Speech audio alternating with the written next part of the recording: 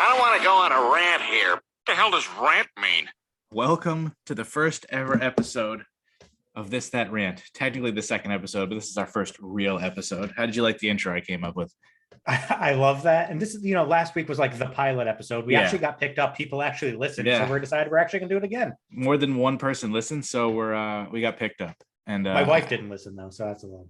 I mean, I don't blame her. She has to deal with you every day. So she at least follows us on Instagram now. I know, that's good. So I appreciated that. And we do have an Instagram. It's This That Rant. So there we go. Good plug. Good we job. Probably should come up with like a nickname for our listeners, like the Rant Pack, kind of like a throw on the Rat Pack or something. I don't know.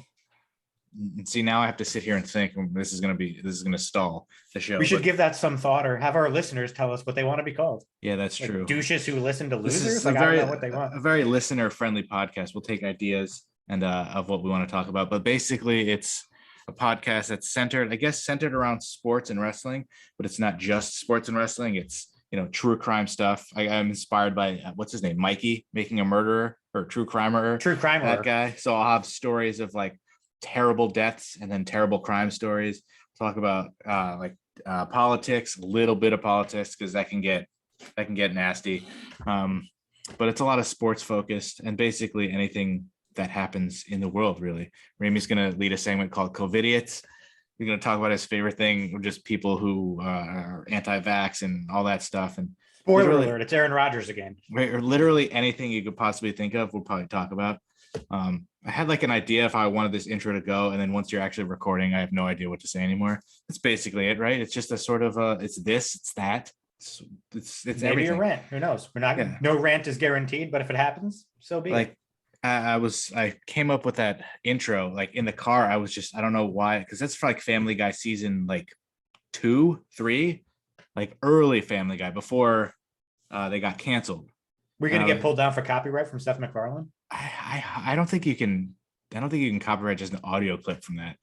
Seth, we're better than Tucker Carlson. That's true. I spliced those together, so hopefully it was seamless. Because did you have to Google what splice meant before you actually spliced it? No, because I could go on a rant right now just about Audacity, because I had the old version, so it would only convert to like a wave file instead of an MP3.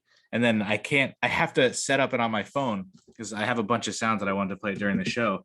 But when I hit play one, it'll go through the entire sound clip, like everything I have on my phone.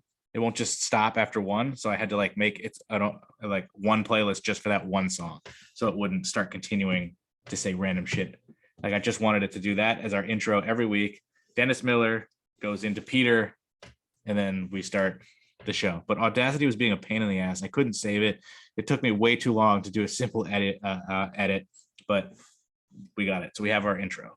So this is where we're going to know that I'm a technological novice. I am lost since you said I could go on a rant about this and like wave and like, hi, I can wave. Like, you don't know what a wave format, like MP3, MP4. And I just had to update the version of Audacity. So I'll put the whole, I don't want to go on a rant here. Then he goes on his rant and then it's Peter at the end. I cut out the middle, splice them together, and then it's one clip. So that's someone at work told me to send them something in a JPEG, and I had to Google what JPEG meant. How do you not know what a JPEG is? That's like the standard picture file. We're lucky I know how to tie my shoes, but I also use the 2 bunny ears instead of loop, swoop, and pull. So I don't even know how to do that. Like, I wore Velcro until I was like 17. You know what a GIF is? Really pronounced GIF, but GIF sounds better. The peanut butter? No, like like it's a picture, but it's the video. Yeah. And then like those things are like, what are they? Memes?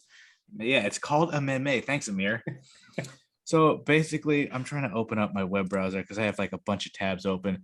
Basically, no, I closed that because we're running stuff on my computer, so I have to have it as optimized as possible. But I can see those little boys in the reflection of your glasses. If you wish. I got the unusual deaths pulled up. I got the disgusting crime articles pulled up.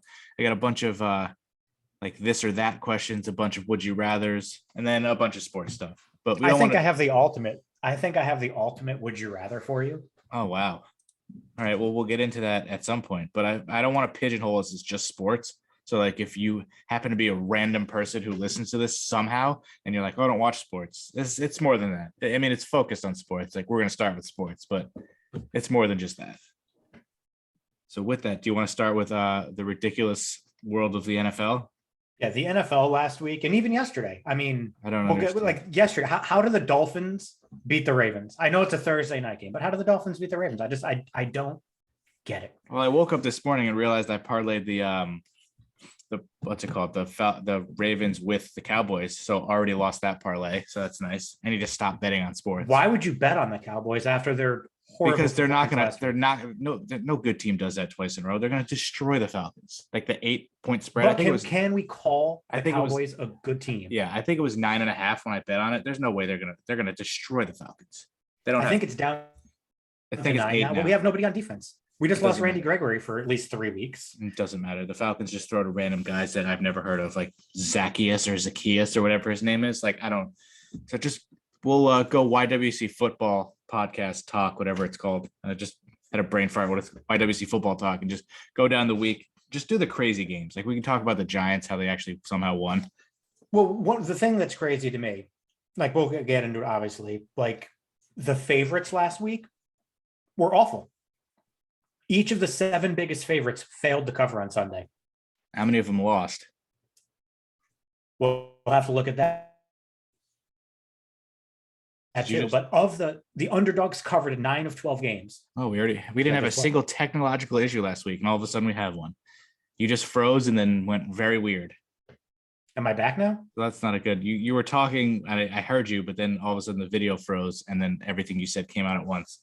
Maybe I had a mini stroke. So it's not good. The underdogs covered 9 of 12 games last week. Jeez. Just the Texans at +4.5, Panthers +3, and the Eagles +1.5 failed to cover. The Eagles couldn't cover 1.5.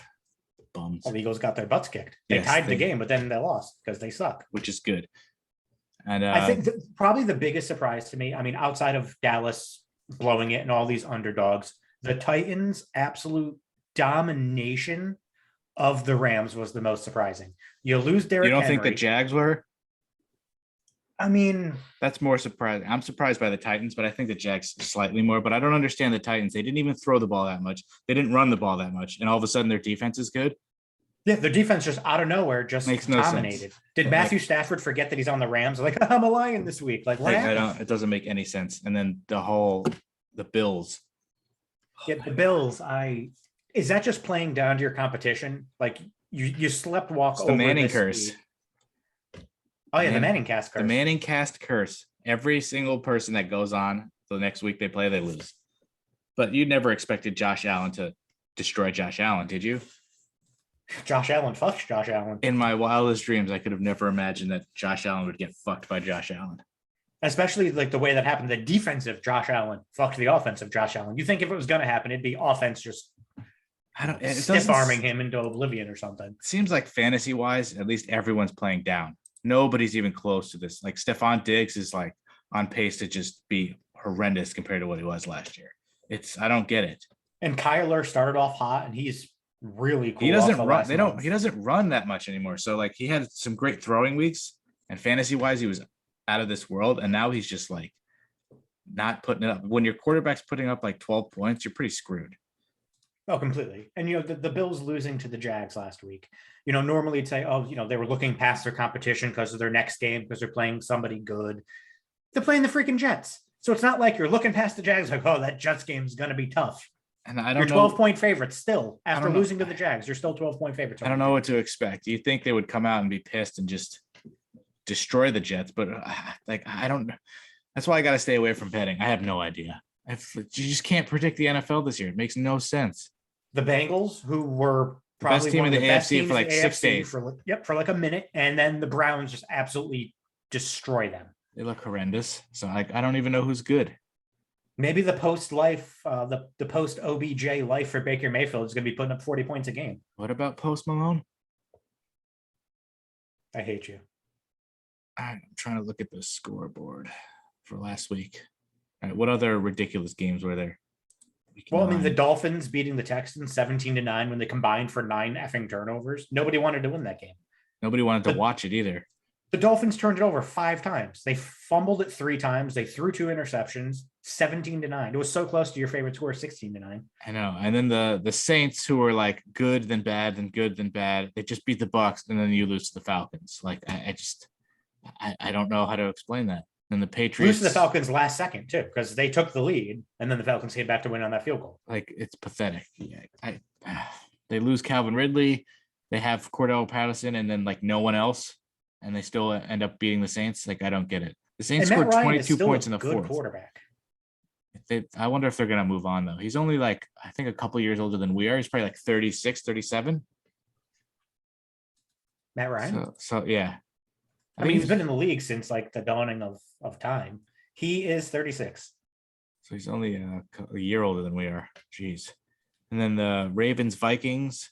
That the Vikings they tied it in the end of the fourth and then lost in overtime. Good. Screw the Vikings. That high scoring Chiefs Packers game, 13-7. If the Chiefs can't blow out the Packers without Aaron Rodgers, they don't have much of a chance this year, do they? I think they're lucky that the rest of the AFC is not playing well. I mean, the Bills lost to the Jags, the Bengals got destroyed by the Browns. The Titans are obviously, I don't know how. I was the one that was saying that after the Titans lost to the Jets that Vrabel should be fired. They're the best team in the AFC. But they're not even good. I don't get it. Like they had Derrick Henry, so you're like, all right, you just ride him, they could win. Now they didn't even run the ball that much. I'd expected McNichols to get a ton of carries and then Peterson to be sprinkled in until he was ready. And they didn't run that much. They didn't throw that much, and they still won 28-16. It's just, well, they ran it 26 times. They ran it as much as they threw it. It's just they spread the carry so much. Peterson had 10 carries for 21 yards. Way to go, AP. McNichols had 7 for 24. Foreman, I forgot he was even on the Titans, had 5 for 29. It doesn't say much about you if the guy you just signed who's like 60 gets more carries than you do. That's not good. But he looked explosive during practice. Because I picked McNichols up assuming he'd get like 20, 25 carries. Like he'd just be the workhorse. And no, of course not. No, but they're not about that life. But then even the Monday night game, Steelers-Bears, Bears were getting absolutely smoked by the Steelers. Then they score like 20-something points in the fourth quarter to tie it. Then the Steelers to go ahead. Then the Steelers hit a field goal, and then the Bears miss I think it was a 65-yard field goal as time expired. What about Zach Wilson being like the third best quarterback on his own team? Because is he the Mike White? Mike White and Josh Johnson are better. I won't put Joe Flacco ahead of him. I don't know. Joe Flacco might actually be better than Zach Wilson. Mike White looks good. I know he got cut like 442 times. He looks good. But like even Josh Johnson threw 317 and 3 touchdowns. Like I don't understand. Like I could just rant about the fucking NFL scoreboard every week. Doesn't How make is Josh any Johnson sense. still a thing? He's started like 4 games in his career and he's been around for like a decade. Yeah, I don't understand it. Like the Jets put up 30 points and ended up losing. That's because their defense gave up 45. That's depressing for them. If they score 30 points, that's a lot. I mean, where are the Giants? We couldn't even score 30 points. We scored 23 points and ended up somehow, well, not somehow, it was Xavier McKinney show. How did the Raiders lose? How did the Raiders lose to the Giants? The Raiders are supposed to be a good team. They're not that good. I don't believe in the Raiders at all. I honestly don't believe in any team in the AFC. If the NFC does not win the Super Bowl, I don't care if it's the Packers, Bucks, Rams, Cardinals, Cowboys. If the NFC does not win the Super Bowl, it's an abject failure. The best teams in football are in the AFC. In the NFC. The AL is always better than the NL, and the NL always wins the World Series. So I could see like the Bills beating the Packers or the Bucks or something ridiculous. Like the Bills look like shit right now. They all of a sudden win. Like who's going to go to the Super Bowl out of the AFC? I don't trust the Ravens anymore. The Titans. I still think it could be the Chiefs. They could get hot at the right time. That they would have. They're 5-4 right now. It's ridiculous. They're in 3rd place. They're tied with the Broncos. It doesn't make any sense. And if the season ended today, they're not in the playoffs because the Patriots are the last wild card team. Ugh, that's disgusting. I don't want to hear that. Yeah, the Patriots are 5-4. So if the season ended today, these are your 7 playoff teams in the AFC. Titans at the 1 seed, Ravens 2 seed, Chargers 3 seed, Bills now the 4 seed, Raiders 5th seed, Steelers 6th, Patriots 7th. So the Chiefs, Browns, Bengals all missed the playoffs. How are the Steelers in the playoffs? I guess the AFC is just so bad that they're 5-3. That's like that's mind-boggling. The Bengals are 5-4, and now the playoff, the first round playoff games would be Ravens Patriots. I actually think the Patriots probably win that game. They're on the road. They're undefeated on the road. Chargers, Steelers. I actually think Steelers probably could win that game. No, the and then Chargers should Bills just- and Raiders. The Bills should win that one. That's how bad the AFC is. Good God. And now NFC season ends today. Your 7 playoff teams: Cardinals at the 1 seed, Packers 2 seed, Bucks 3, Cowboys 4, Rams 5, Saints 6th seed, Falcons 7 seed. Baby, let's go Falcons. It's like I don't even have words. I can't even get them out. It makes no sense. The Falcons. They were like the worst team in the league through the first few games. Then they beat the Giants, of course. But it's like Carolina's in the 8th spot at 4-5. The Giants are 3-6. They're right there. Like I mean, there's like 4 teams ahead of them just based on strength of schedule and tiebreakers, but the Giants are right there. The shitty thing is Eagles suck. That's fine. The 49ers aren't that good. Seahawks just got Russ back, so that would be hard to overtake them. And then the Vikings they don't make sense either. And then the Panthers are probably not good anymore. Although who knows what got camp. Russ back, but look at their upcoming schedule. They got the Packers. They got Washington. That's a gimme win. They got the 49ers. They should beat them. They've got the Texans. That's a win. So right now we're talking what? They're up to. They'll probably win 3 or 4 of those games. They play the Cardinals twice. Excuse me. They play the Rams. They have the Lions and Bears. So let's chalk up Lions, Bears, Texans, Washington as guaranteed wins. So that's 7 wins. The rest could kind of go either way. They're going to be 9-8. I might get in. At this point, 7-10 might get in. 4-4. The Falcons are 500. The only teams worse than the Giants are the Bears, the football team, and the Lions. I don't think the Lions win a game this year. Okay, now I know you said the Falcons are 4-4. This is how their games went. They lost to the Eagles. Idiots. Not just lost. They lost 32-6. They got destroyed. They lost to the Bucks. That makes sense. They beat the Giants. Horrendous. They lost to the Washington football team. They beat the Jets. They beat the Dolphins. Lost to Carolina. They beat the Saints. Their one good win was against the Saints, but it was Trevor Siemian. They have a pretty easy schedule. God damn. I wonder what that's like. Well, let's schedule the rest of the season. They're at Dallas, home against the Patriots, at Jacksonville, home against the Bucks, at Carolina, at San Francisco, home against the Lions, at Buffalo, home against the Saints. They're not going to win more than 7 games. They're lucky that the rest of the teams with them suck. The Vikings should be able to get in. They have way too much talent, but they suck.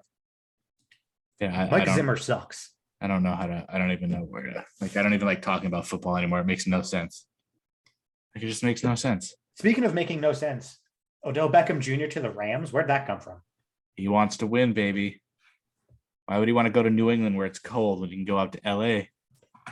Party it up with Jalen Ramsey, fucking Von Miller, all chasing that ring.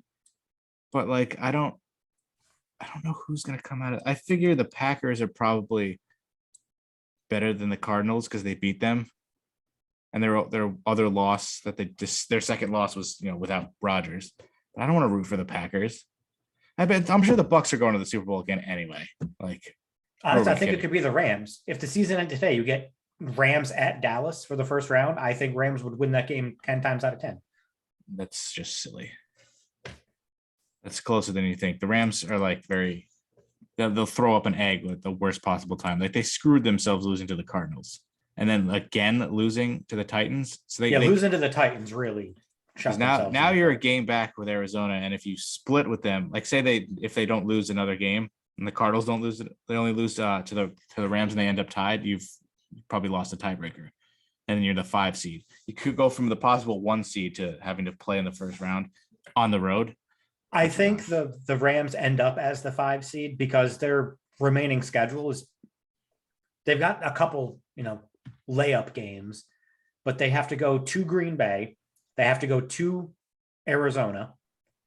They have to go to Minnesota. They have to go to Baltimore. They have some tough road games coming up. They should beat Minnesota. They get the Jags at home. And Baltimore, they'll probably beat the Cardinals and the Packers and then lose to the Jags. The Jaguars are not the worst team in football. It's incredible. There's It two shouldn't be teams the worse than Lions. them. The Lions are winless, but they're not. I don't understand how the Lions are winless. They have Jared Goff, But they have DeAndre Swift, baby. who does nothing most of the time. And they have the head coach that I swear to God could get me to run through a wall. That guy's just always so hype. He has way too much caffeine. Well, I mean, you'd need a lot of caffeine to have to deal with that shit. That's worst- that's true. I mean, I'm sure their record is still better than the Giants over the last few years, but at least like I thought I'd rather be a Giants fan. Just forget, even if we didn't win 2 Super Bowls with Eli, the Lions are just like a joke every year. So now the question is, who is the Lions' first win? Because I don't think they go 0-17. I don't see anybody. Who are they going to beat? This is the rest of their schedule. And then I see 2 potential wins for them. I could see them going 2-15. You tell me which 2 games you think I think they have a chance of winning. The Bears. They go at there's one. And I guess the At Falcons. Pittsburgh. Yep. At Pittsburgh, at Cleveland, home against the Bears, home against the Vikings, at Denver, home against the Cardinals, at Atlanta, at Seattle, home against the Packers. Falcons and Bears are their 2 games that they have a chance to win.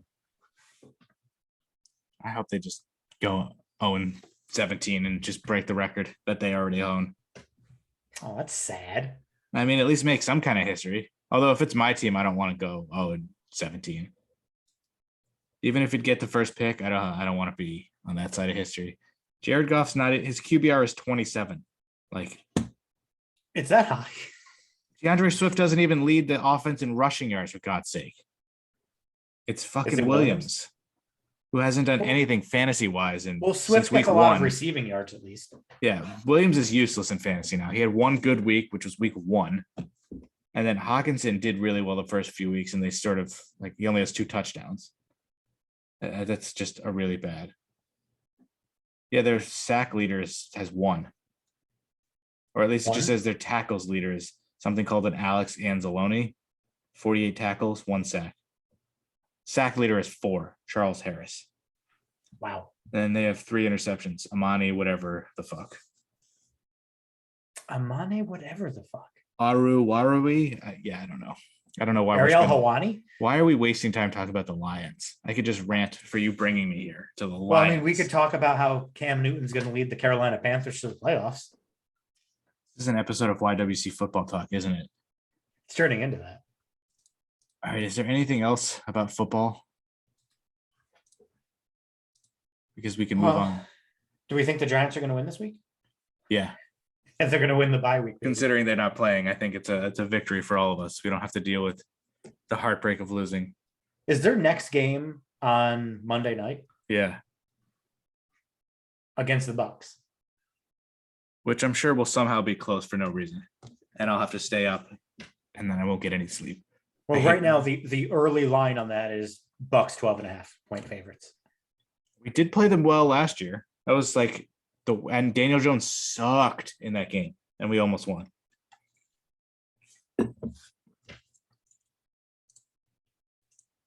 right, good silence. Did you freeze again? No, what did you think I did? That's terrible for our listeners. Somebody has to talk at all times. So I guess we can get into wrestling, talking to NXT versus AEW. I'm sure you have the ratings pulled up. It's like the one thing you live for. Well, to me, and NXT's ratings are usually, I feel like they're always the same because they have their base audience. It's it doesn't really change. They did draw, I think it was their 5th lowest viewership of the year on USA. But they're the key demo that Meltzer always talks about, because the key demo only matters when Meltzer says it matters, is always the same. It's like 0.15 to like 0.18 every single week. And they got a boost with Halloween Havoc. They're sort of around the same thing.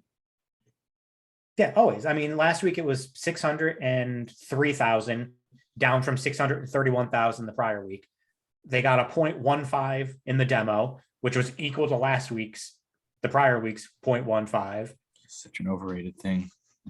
And that's the thing that I always drive back, because they always focus on the key demo. The WWE is PG. They're catering to children. They really are.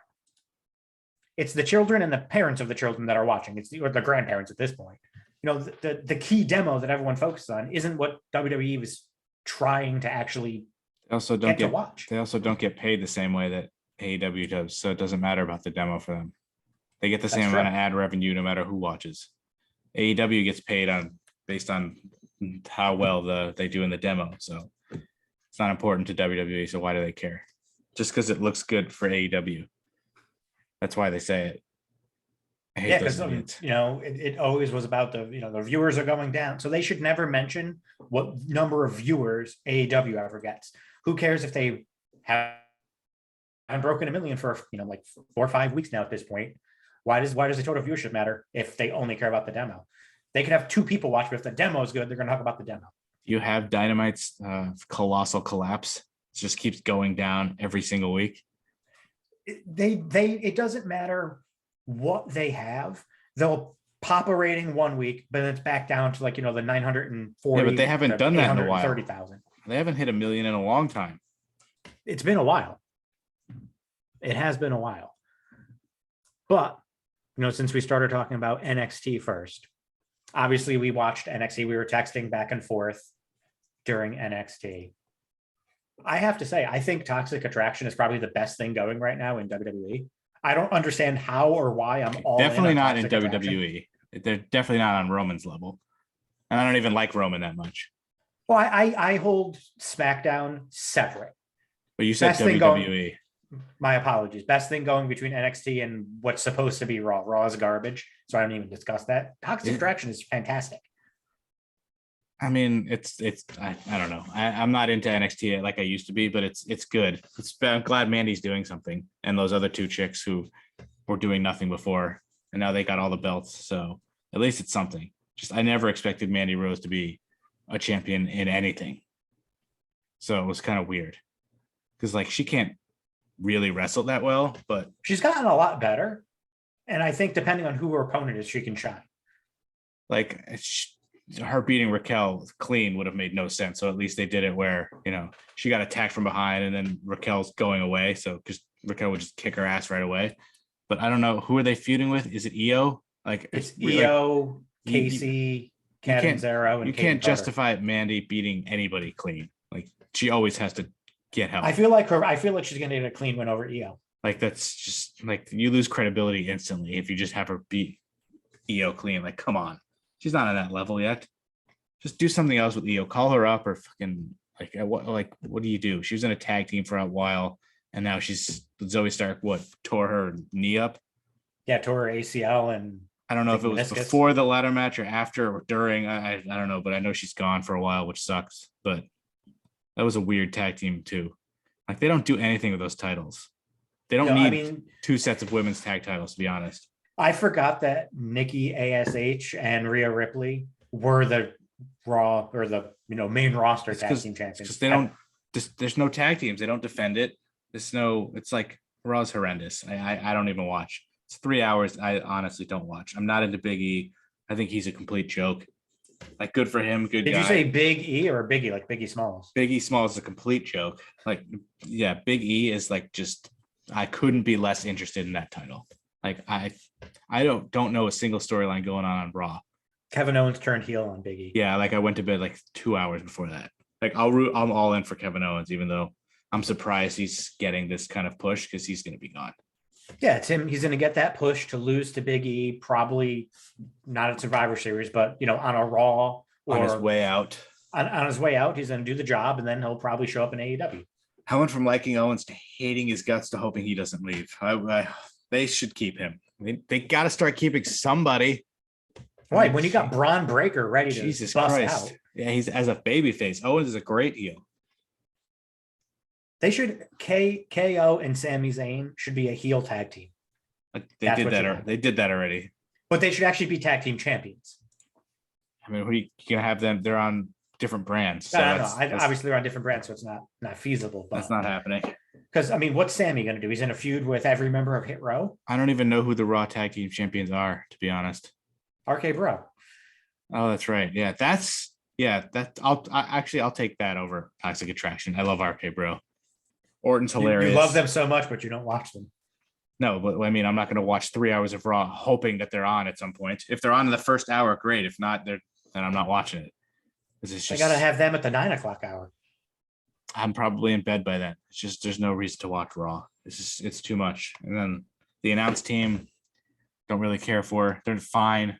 They're no and Verk. But it's bros. They got to do something. I don't know. I'm just not into wrestling anymore. It's just not good. Mondays, Tuesdays, I'm usually in bed. I think, NXT, obviously they went through the, whole NXT 2.0 and now they're pushing new faces and things like that. It works for me. I like it. Yeah, I can't get into it as much. Like it's not bad. The wrestling is still good. I'm not like, I don't give a shit about Joe Gacy or Andre Carter or that shit. Like it's Andre fine. Chase. It's Andre Chase. Yeah, see, it's fine, but I'm like, it's Tuesday. Oh shit, I gotta watch NXT. It's like, all right, I'm awake. I'll put NXT on. I'm not like have to watch it like back in the day. I mean, come on, they're really setting up Carmelo Hayes versus Johnny Gargano. That needs to happen at War Games. It needs to be a one-on-one match. Don't put them in a War Games match or any of that bullshit.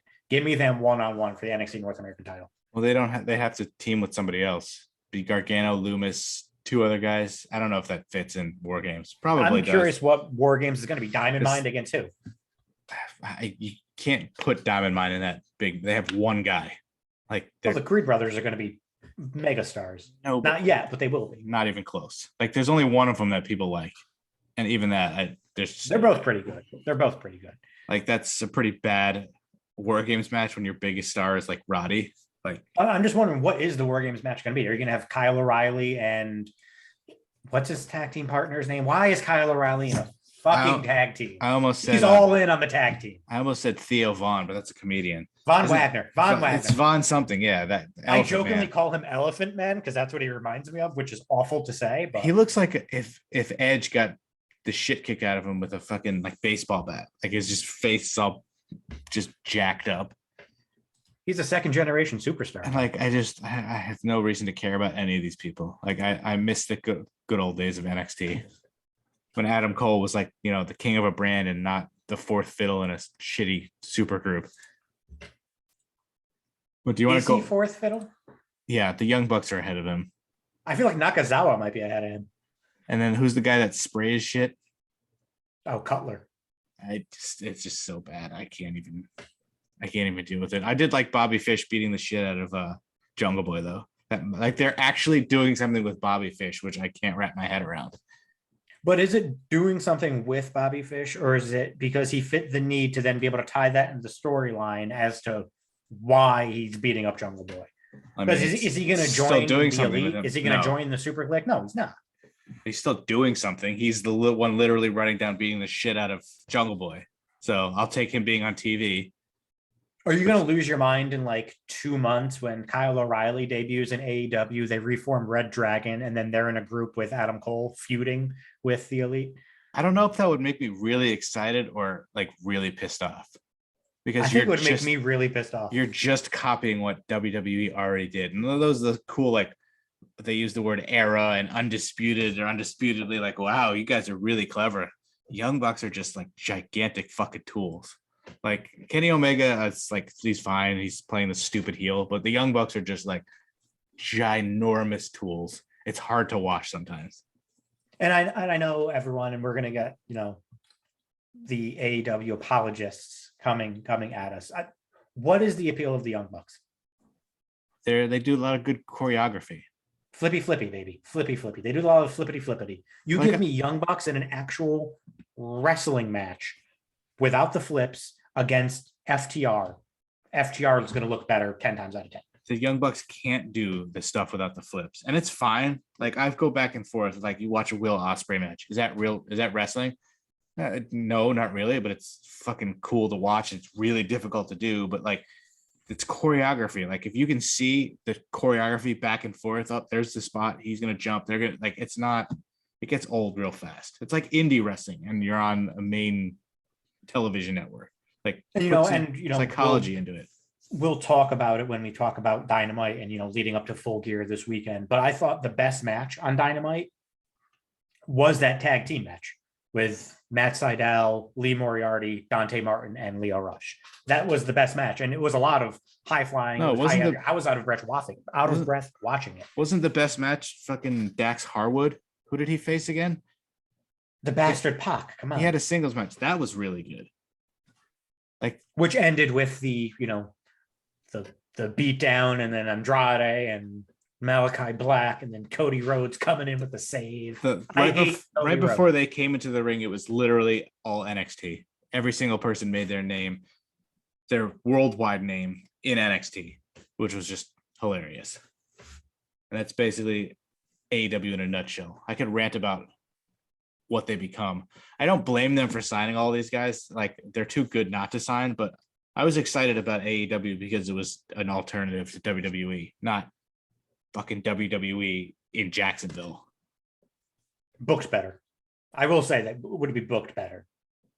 Is Tony Khan even a good booker? Like, he's Booker of the Year. The dude is just he doesn't get enough credit. The dude is just such a baby. He's a turnoff to AEW. He's pushing away casual fans because he's too fucking stupid to realize it. He needs to just shut up. Like, my God, dude, let me just watch the show in peace. I don't need you to fucking, hey, go get your friend and watch. It's like these fucking cult people who are like, guys, we got to put every TV on in our house to TNT. We got to win the demo. We got to win the like. You are a pathetic loser. Like, I was all in on NXT. I was hoping they would win, but I'm not gonna fucking tweet people, hey, could you do me a favor? Could you turn your TV on? You're gonna be out. Just leave it on USA. We got to win the ratings war, man. It's like, you're a loser. That's so pathetic. And I think, to your point, I think eventually they can't keep signing everybody. Because, I mean, they already have more than WWE at this point. They really do. And you have people like Brian Cage, who's wrestled like one match in 4 months on Dynamite. I think I looked at it, and Brian Cage has wrestled like 5 times on either Dynamite or Rampage since like April. That's like 7 months. They seem to do that with a lot of their guys. They're just not on TV at all. Like, when was the last time legitimately Joey Janela was on TNT? Is he even still in the company? Like, honestly. If you don't watch YouTube, you don't see half of these guys. Sonny Kiss, that's part of the problem, again, because they're all on Dark and Elevation, and great. That's fine. If WWE only had Randy Orton wrestling on Main Event, they could only catch on the network or on Hulu or whatever effing thing Main Event's on, people would complain and say he's being buried. But meanwhile, you have them on Elevation and Dark, and they're just racking up wins. Like, Jungle Boy has the most wins in AEW, I believe. Like, he's close to 60 or something. But like, I just don't understand why, like, how I bet you all of these guys like Janela and Sonny Kiss and all these originals are pissed because they're like, so many people are now in AEW that were in WWE. They're just pushing the AEW originals back down the card to YouTube. Like, yeah, but not even the Sonny Kisses and Joey Janela's. Like Ricky Starks. I know he had the neck injury. Oh, Ricky but he hasn't, Starks. Is he still wrestled in? Is he still a champion? Still the FTW. Yeah, he's the FTW champion. But like, those kind of guys aren't on TV. Like, what are we doing? And I understand, Bryan Danielson, CM Punk, all these new people are like your new shiny toy. And now it seems like Okada's going to come into AEW to do something or whatever. He's not going to be full-time, though. He'll probably be at Full Gear after Omega loses. I'm sure Okada will come out and people will lose their minds, which is great. Okada's a great wrestler. Don't get me wrong. But at some point, you need to stop bringing in the shiny new toys and saying, ooh, look at this, to pop the rating and get all the smarks to be so excited, and fucking do something with the people you have. Britt Baker has been the freaking women's champion for like 6 months. She's beaten nobody. Thunder Rosa is probably their best female wrestler. She's barely ever on TV. She was an afterthought in that trios match because it was done to to highlight Tay Conti, who's getting a title match. Fucking give me a break. Tay Conti, Nyla Rose, all these people that are just being, I don't want to say fed to Britt Baker, but Britt Baker ain't that good of a wrestler. That's what happens when you only have 4 pay-per-views a year. You're going to have long title runs and they're never going to defend them. But WWE gets shit on when they have a title match every month. It's like everyone complains no matter what. Not enough title defenses, too many title defenses. Like New Japan, I think Okada had the title for like 700 days and he had like 12 defenses. So it's like, I get that's what they're going for, but it's just like, how do you have a good title run when you defend it once in like 6 months? It's just, that makes no sense. And she's not a good wrestler. She had one really good match in her entire career. It was a lights out match. Anybody can do that. And they haven't really built her up to be, they haven't built up the women's division to have. But he's signing a lot for her. He's doing a good job. He's trying to bring people in. Jackass. And they should bring in like an Ember Moon who just got released. That's somebody that should be in AEW. Ruby Soho debuted, wins the Battle Royal, gets a title match. She's been wrestling on Dark. She's been wrestling on Elevation. They She's don't in have- that TBS title tournament, which is great. I hope she wins it. Their mid-card titles are just you have two titles now. You have a men's mid-card title of a network you're not on anymore. So, and it's just so stupid. The TNT title, the TBS title. The TNT title will be for Rampage because Rampage will still be on TNT, and the TBS title, I guess, is going to be the Dynamite title. Yeah, but you can't not have the TNT title on Dynamite, right? Or you No, look stupid I'm sure either they way. will. But Yeah, sure. the TNT championship, we're on TBS, bro. Like, that's really what you came up with. Like, come We on. figure they're going to probably add women's tag titles. I could see that happening. They're going to add trios titles. You know that's going to happen. I'm surprised that hasn't happened they yet. need, because they actually have trios matches. You don't need a women's tag team titles. WWE's already shown that maybe you can get away with one. Even then, unnecessary. Top of your head, name me 3 tag teams in WWE right now that aren't currently champions. I couldn't name you one other than Casey Catanzaro and Caden Carter. Could not Women? name you another. Yeah, women. Couldn't name you another. Tamina and Natalia aren't a tag team anymore. Women's tag teams. Indy Hartwell and That I other already chick, forgot her name. it's not Jessie Kamea. She got released, I think. I already forgot her name. It's somebody else. But like there are none. Like I know we just keep, we're ping-ponging back and forth between the bullshit, but both companies have a lot of bullshit happening. Both companies need to fix their shit. WWE needs to fix Raw and their booking. Because I don't understand how they're run by the same fucking person, Raw and SmackDown. Bruce Pritchard's in charge of both. How are they so vastly motherfucking different? Roman Reigns can't just be the one. Somebody else has to have say in there's a certain writing crew on Raw, certain on SmackDown, or something like that. Well, I know they have separate writers, but one guy is in charge of all of it. And I read the other day, I'm not sure if it was this past Monday or last Monday, Vince wasn't there. Bruce wasn't there. Fucking John Laurinaitis was running Raw. Guy's an idiot.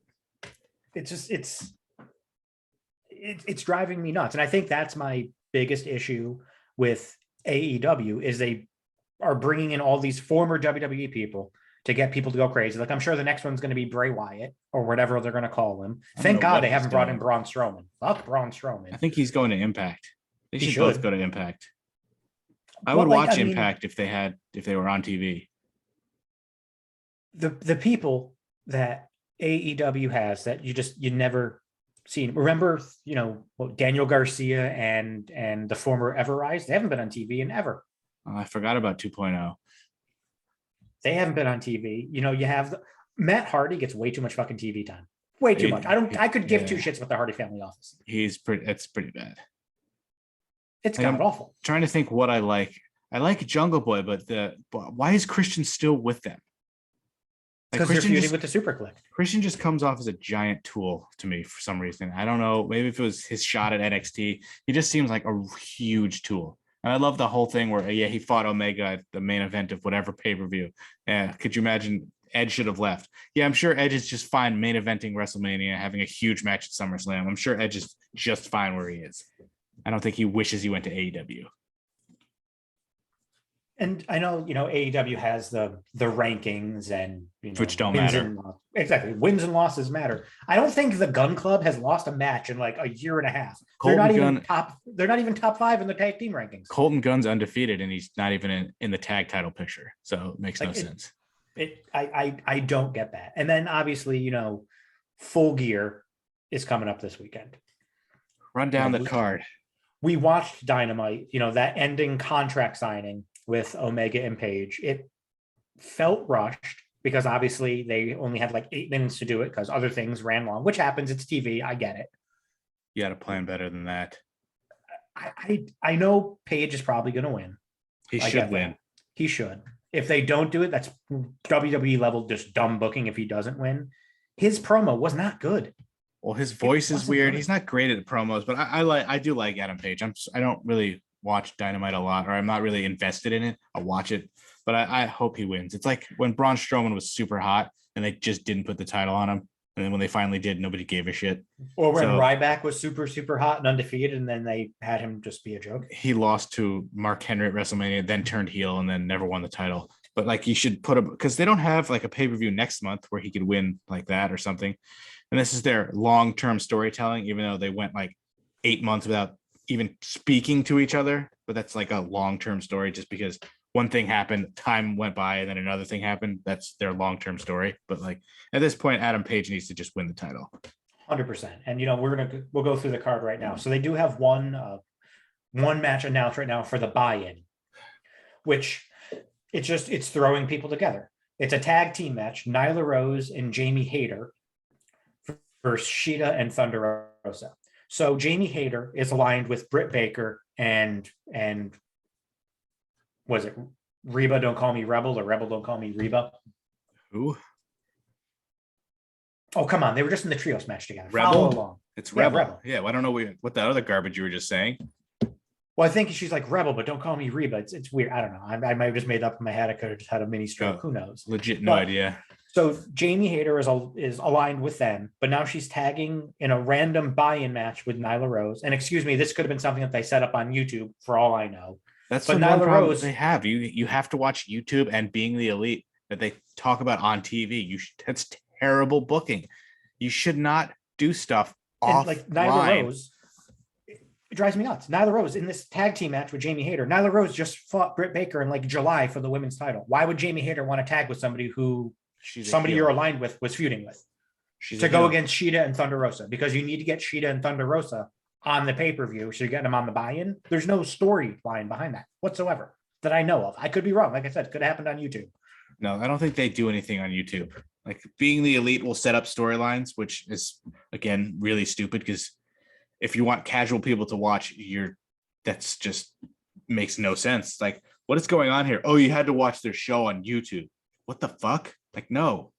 But like nobody cares about the buy-in. Even the Britt Baker and Abaddon match from a couple weeks ago on Rampage, that was the street fight, no holds barred, whatever it was set up because of the Jericho cruise. Awful. Just like it just they don't. You have to watch so many extracurricular things to be able to understand and follow along. And WWE caters 90% to casuals. Maybe if we're lucky, 10% to the hardcore. Probably less.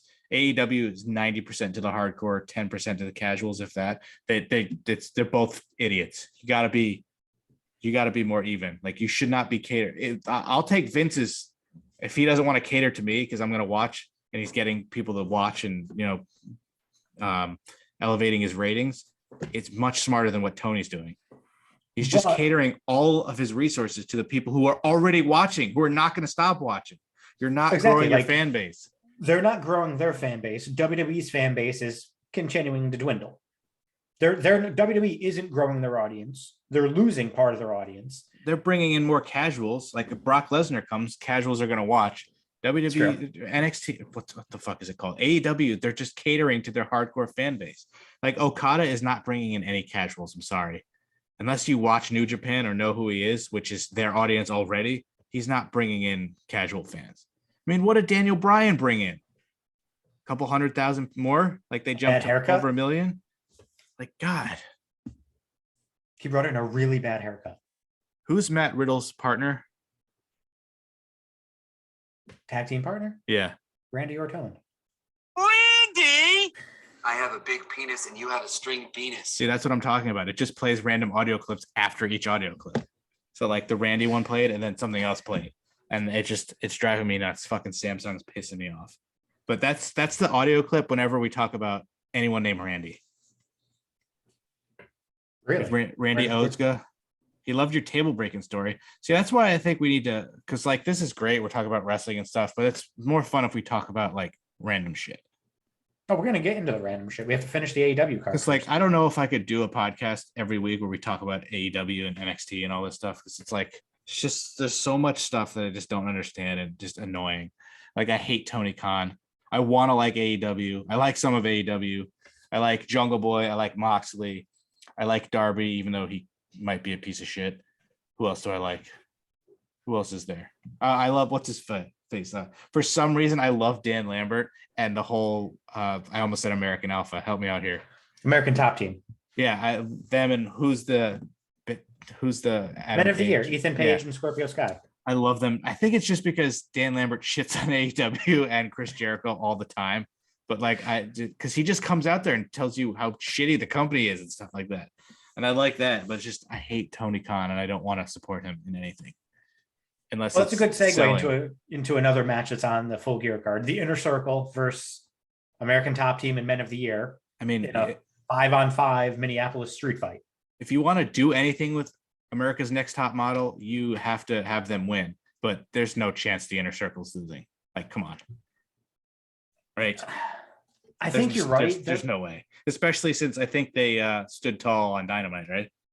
Yeah, they put Jericho through it. Or Dan Lambert put Jericho through it. Yeah. So, like, come on. Jericho's going to win. He shouldn't. Men of the Year should get the win. Like, I know it's great. Inner Circle's back together. Didn't even know they broke up. Jericho does not need this win. Jake Hager does not need this win. They're winning.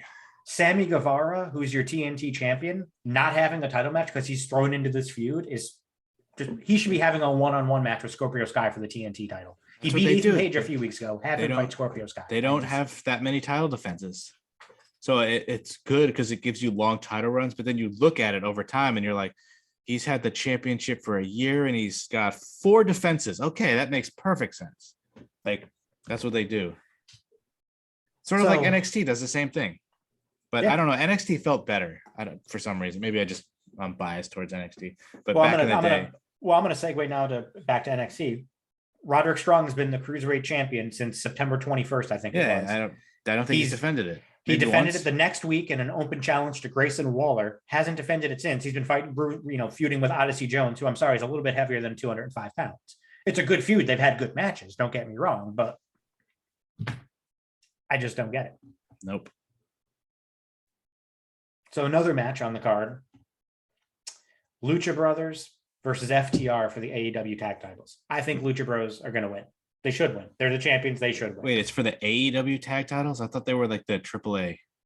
FTR is the AAA tag team champions. So it's just Lucha Brothers, just for the AEW. Lucha Brothers are the AEW tag team champions. They're probably not going to have both belts. So I would probably say the Lucha Bros win. But that should be really good. I prefer the FTR style to the choreography Lucha style. So hopefully they have a nice mix. And I've always been fans of FTR when they were the Revival in WWE, when they were in NXT. I've always enjoyed them. No flips, just fists. Still love that. Another match on the card: Darby Allen versus MJF. I mean, I'm rooting for Darby, but I actually literally have no idea. I'm assuming MJF will probably win, but see, I think Darby's going to win. MJF is their like golden. He needs to go to WWE to see what he can do for WWE. See what he can do in a ocean instead of a small fucking lake. I think that's going to be a good match. They've had a good build up to their match. They've had a good feud, I think. I don't know what it's based on. Just he talks shit about, like, MJF is like I don't know. I don't think he's as great as most people do. Because his basic heel is just talking shit about how you look, what you weigh, what city we're in. Like that's basic stuff. If he could get his in-ring work a little bit better, I think it'll do him a lot of good. But I would like to see him in WWE just to see what he can do on that stage. I could see him being the first person to, when his contract runs out in AEW, to go to WWE. I could see him being like one of the only. Somebody needs to go to WWE. Break the ice. Break that forbidden fucking door. Like somebody needs to go through that forbidden door, which is like a fucking crawl space. The crawl space might actually be too big. Even if it's Brian Cage, just give me someone from AEW so we can start evening things up. Like, my goodness, who's going to be the first person that went to AEW from WWE to go back to WWE? Like, what happens if Vince sells and it's to somebody who wants to like actually do shit and run it better? Yeah, but if he sells, it'll be like Disney. It's better than fucking him, probably, as long as they get rid of Kevin Dunn. If they ever do sell to Disney or something like that, that's when Danielson comes back after his 3-year contract runs out. Because obviously his kids love Disney. He'll be wrestling, Olaf. I wonder if he signed a 3-year deal. I think I read that he said that he signed a 3-year deal. Why would he sign for that long? Figured he would have done like a year and then keep renewing if he liked it or something. Like 3 years. Jeez. I thought he was going to retire. Well, if he keeps wrestling in the crazy style that he is, he might have to retire. And he's wrestling. It seems like he's wrestling more than he was doing in WWE. And I thought he wanted to cut back on his schedule. Yeah, eventually I think he's going to have to cut back on his schedule, which good segue. The AEW Championship Eliminator Tournament Final, Miro versus Bryan Danielson. Well, it doesn't make any sense. What I kind of think Omega's going to win now because you're setting up Bryan versus Omega again, right? But you also could be setting up Miro as the first challenger for Page, and then obviously Page would beat Miro because he needs to be champion for a while. You froze again. Heel contenders to beat. Yeah, but like Miro just had his first loss. You're really going to feed him another loss again to either Bryan or Page? Maybe by DQ. It could be something like that. I think Miro's going to win. I mean, if you can set up Omega and Bryan or Hangman and Miro, seems like a no-brainer which one you go with. But then again, Page needs to win. But I would say, let's say Bryan wins and Page wins. You don't want Bryan to lose to Page. Why not? These guys have to lose. Bryan's got to lose at some point. CM Punk has to lose at some point. Like, CM Punk should lose to Eddie Kingston. CM Punk should lose to Eddie Kingston. 100%. Speaking of CM Punk, what a major letdown. My God, has his return been horrendous. Cutting the same promo every week. He's no different than his WWE character. Even Punk fans were tweeting about how this is so stupid, how he started off hot, you're back, we're super excited, you're facing Darby. Same promo every week. The fucking crowd banter or the pandering to the crowd. Do you want to see me fight Eddie Kingston? Like, oh my God. It is so underwhelming. It's ridiculous. And like, I get he wants to, he's not in the main event scene. And I think that's by his choice. He wants to wrestle, other guys. He wrestled Darby Allen. He wrestled Daniel Garcia. He's wrestling other people, which is great. But it's like every week, you said it. It's like the greatest hits of CM Punk. He's got the same music, similar t-shirt than when he was in WWE, cutting similar promos. Thank God the Eddie Kingston promo was different. I didn't see all of it, but I heard it was amazing. And I saw the clip of it, like a little bit of it. Like that was good. Give me more of that and give me Eddie Kingston winning. Punk needs to lose a match eventually. Eddie Kingston needs to win a match. I don't think Eddie Kingston's important enough to give him that win. Like, what are they going to do with Eddie Kingston after that if he wins? Like, he's not going anywhere. Major heel, feud with Page. I don't give a shit. He should not lose. He should not lose. Punk's going to win. Yeah, Punk's going to win. Don't get me wrong. He shouldn't though. He should. But I don't think he should. I don't think Eddie Kingston's at that level where it's like he shouldn't lose. Like, I don't give a shit about Eddie Kingston. Like, the dude's just a crazy lunatic. Like, great. That match should be a fight. Shouldn't be a wrestling match. Give me a fight.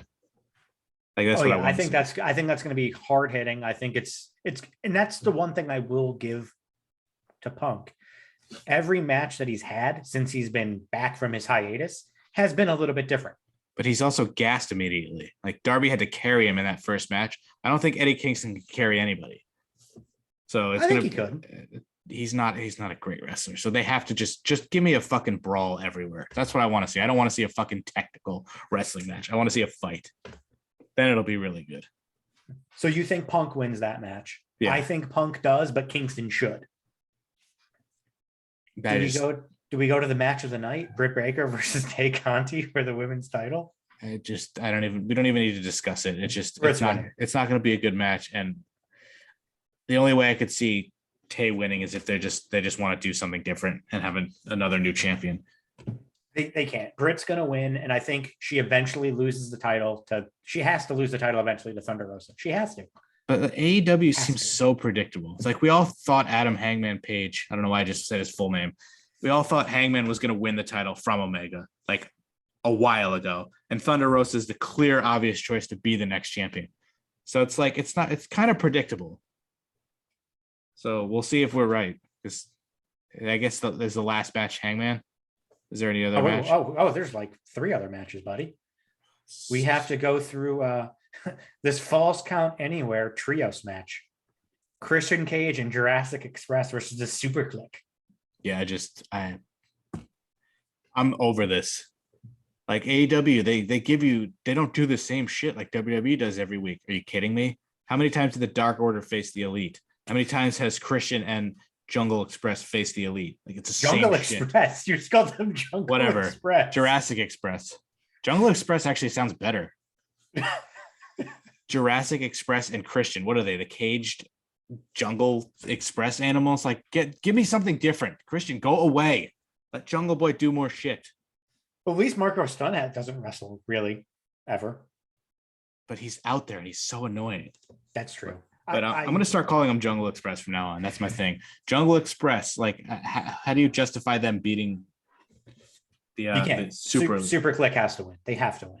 Christian needs to take the pin. Sorry. Jungle Boy shouldn't take the pin. Luchasaurus is too big to take the pin. Christian should take the pin. And Adam Cole should pin him. I feel like you could see the baby faces win that one because nobody gives a shit if the Elite loses. They're not going to lose any.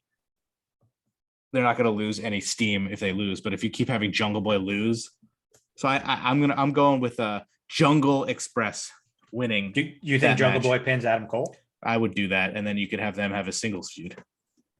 Because Jungle Boy, stop fucking sleeping on Jungle Boy, Tony.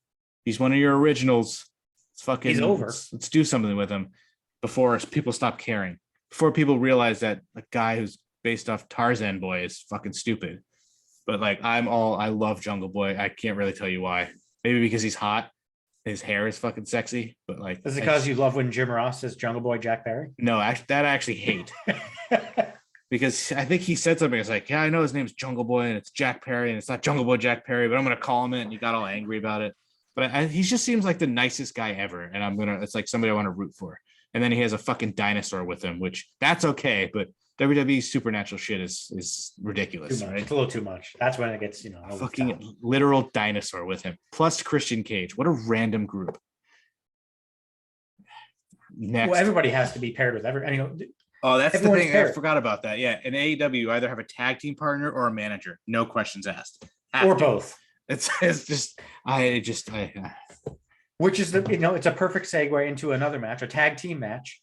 The Bastard Pac and Cody Rhodes against Malachi Black and Andrade El Idolo. You don't understand how hard I'm rooting for Malachi Black and Andrade. Like, I fuck Cody Rhodes.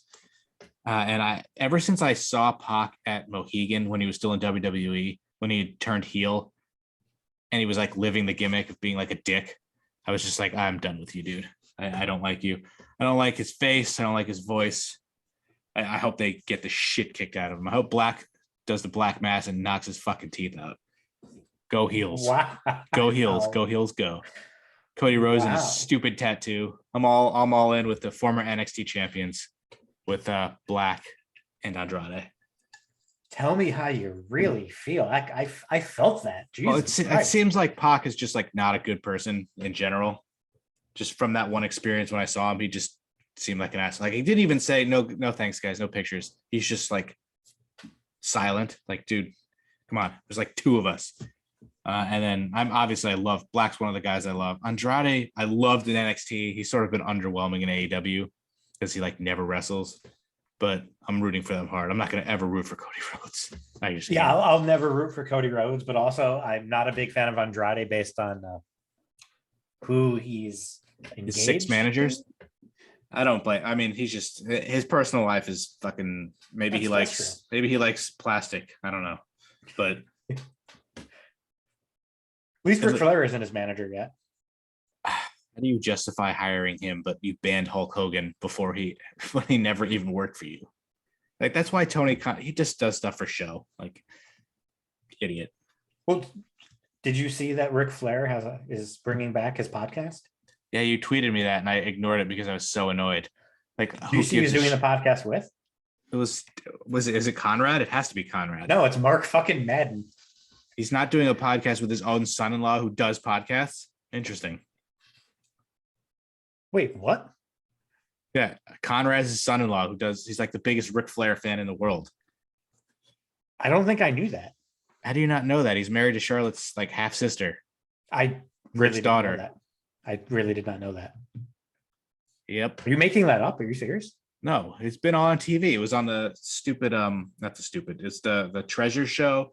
Yeah, that's a well-known fact that he's married to, I don't know her name, but it's Charlotte's, I think, half sister. Because Rick has like so many goddamn kids from like 9 wives. I really did not know that. So he's technically his son-in-law. I would have thought that would be like the simplest thing because Conrad's a great host. I wish I could have him host this podcast. To get rid of you, bring in Conrad. Wow. It'd be perfect. There wouldn't be any awkward silences with Conrad. I'll play Also, my tiny violin over there. Conrad gave me the best fist bump, like legit, not a gay, it's like sex term, just like a legit fist bump I've ever received. It was at the something to wrestle with. It was me, Alex, and Randy were at the, I think it was at the casinos somewhere. I don't know. And I had his shirt on that Alex got me, and I just went for a fist bump. And it was like his whole arm was made of steel, and it just like knocked me backwards. I was like, this is the most powerful fist bump I've ever received. You are the man. And I just like Conrad ever since then. Because he gave you a strong fist bump. And he seems like a genuinely like nice guy. And he'll also call Bruce Pritchard out on his bullshit. He'll be like, and he's got great quotes. Yeah, Alex turned me on to Something to Wrestle. That's a great podcast if you like wrestling. I'm sure every single person listening to this who watches wrestling knows about Something to Wrestle with already. But if you don't, like, that's the great stuff. Because Bruce talks about the whole era that I love the most. It's the golden era, like 80s and 90s. Although, did you know Bruce Pritchard left in 92 and then came back? I think he got fired for something. Like my favorite year in wrestling, he has no knowledge about because he was gone. But that's a different topic. I'm just still floored that I did not know that Conrad Thompson's father-in-law was Ric Flair. Yeah, you also never heard of Chips Ahoy cookies until like 2 years ago. So you're not the smartest guy. Well, that could be a segment. Name something that I had no idea was actually a thing. Didn't know what a Chips Ahoy was. Never knew who Patrick from SpongeBob was either. Never seen SpongeBob in my life. Ridiculous. Did I also ask if Chips Ahoy were the ones that are magically delicious, getting the confused with Lucky Charms? Not even like in the same realm of stuff. One's a cereal, one's a cookie. Like Chips Ahoy, the like second most popular cookie in the world. Like one of the biggest brands ever. Chips Ahoy, chocolate chip cookies. Never heard of. Makes no sense. Heard of Oreos at least. What's an Oreo? It's a never mind. All right, what's the last match on the card? Last match is Hangman Page versus Kenny Omega. Well, we already know it's going to be a 5-star match, which it's so annoying because it's going to be 5.75. I hope it's legit 5 stars and not like just Meltzer overrating it. But that match, if it doesn't deliver after all of this, it's a huge disappointment. That should be that's like the thing. 45 minutes of just great wrestling. That's the thing with Meltzer. It could be a legitimate 5-star match. You have to add the Meltzer AEW bias of adding at least 0.75 stars. So if it's a legitimate 5-star match, it's going to be 5.7 stars, 5.75. Maybe. I mean, just the whole thought, the process of having a scale to 5 and then going over that is just, it's so stupid to me. Like, I get it. There's if there's a certain match that you think is the best match you've ever seen, you can give it like a 5.1 or something like that. But giving it 6 stars, 7 stars, like it's a scale out of 5, dude. All the stars. Like I just, yeah, Dave Meltzer's a fucking cancer to wrestling. You love Dave Meltzer, is what you're saying? Nobody with half a brain who isn't biased towards AEW likes Dave Meltzer or Brian Alvarez. And I just did something weird with my computer. I don't know what's happening. Who would you rather be locked in a room with for 24 hours? Dave Meltzer or Sean Ross Sapp? They're both giant tools, but I think Dave at least has more like knowledge of wrestling. So like I could just have him tell me stories from the 90s. Sean Ross Sapp, I'd probably just try and beat the shit out of because he's such a gigantic moron. Here's where I lean SRS over Meltzer, which both have me blocked on Twitter. Thanks, guys. Obviously, we've watched Dark Side of the Ring. You've watched Dark Side of the Ring. You've seen when Meltzer's been on. His like office looks like a hoarder's nightmare. Meltzer strikes me as the kind that probably doesn't shower often. I just get that vibe from him. I feel like it's going to be a weird smell. But Sean Ross Sapp looks like he smells. No, he looks like somebody that spends way too much time washing his hair and like moisturizing. He probably reeks. Which there's nothing wrong with that. Don't get me wrong. There's nothing wrong with that. He strikes me as that type of guy. He just looks like he probably would be really annoying too. Like Dave's voice is more annoying and he can't speak in full sentences, but Dave's old, so he'd probably like pass out and fall asleep pretty quickly.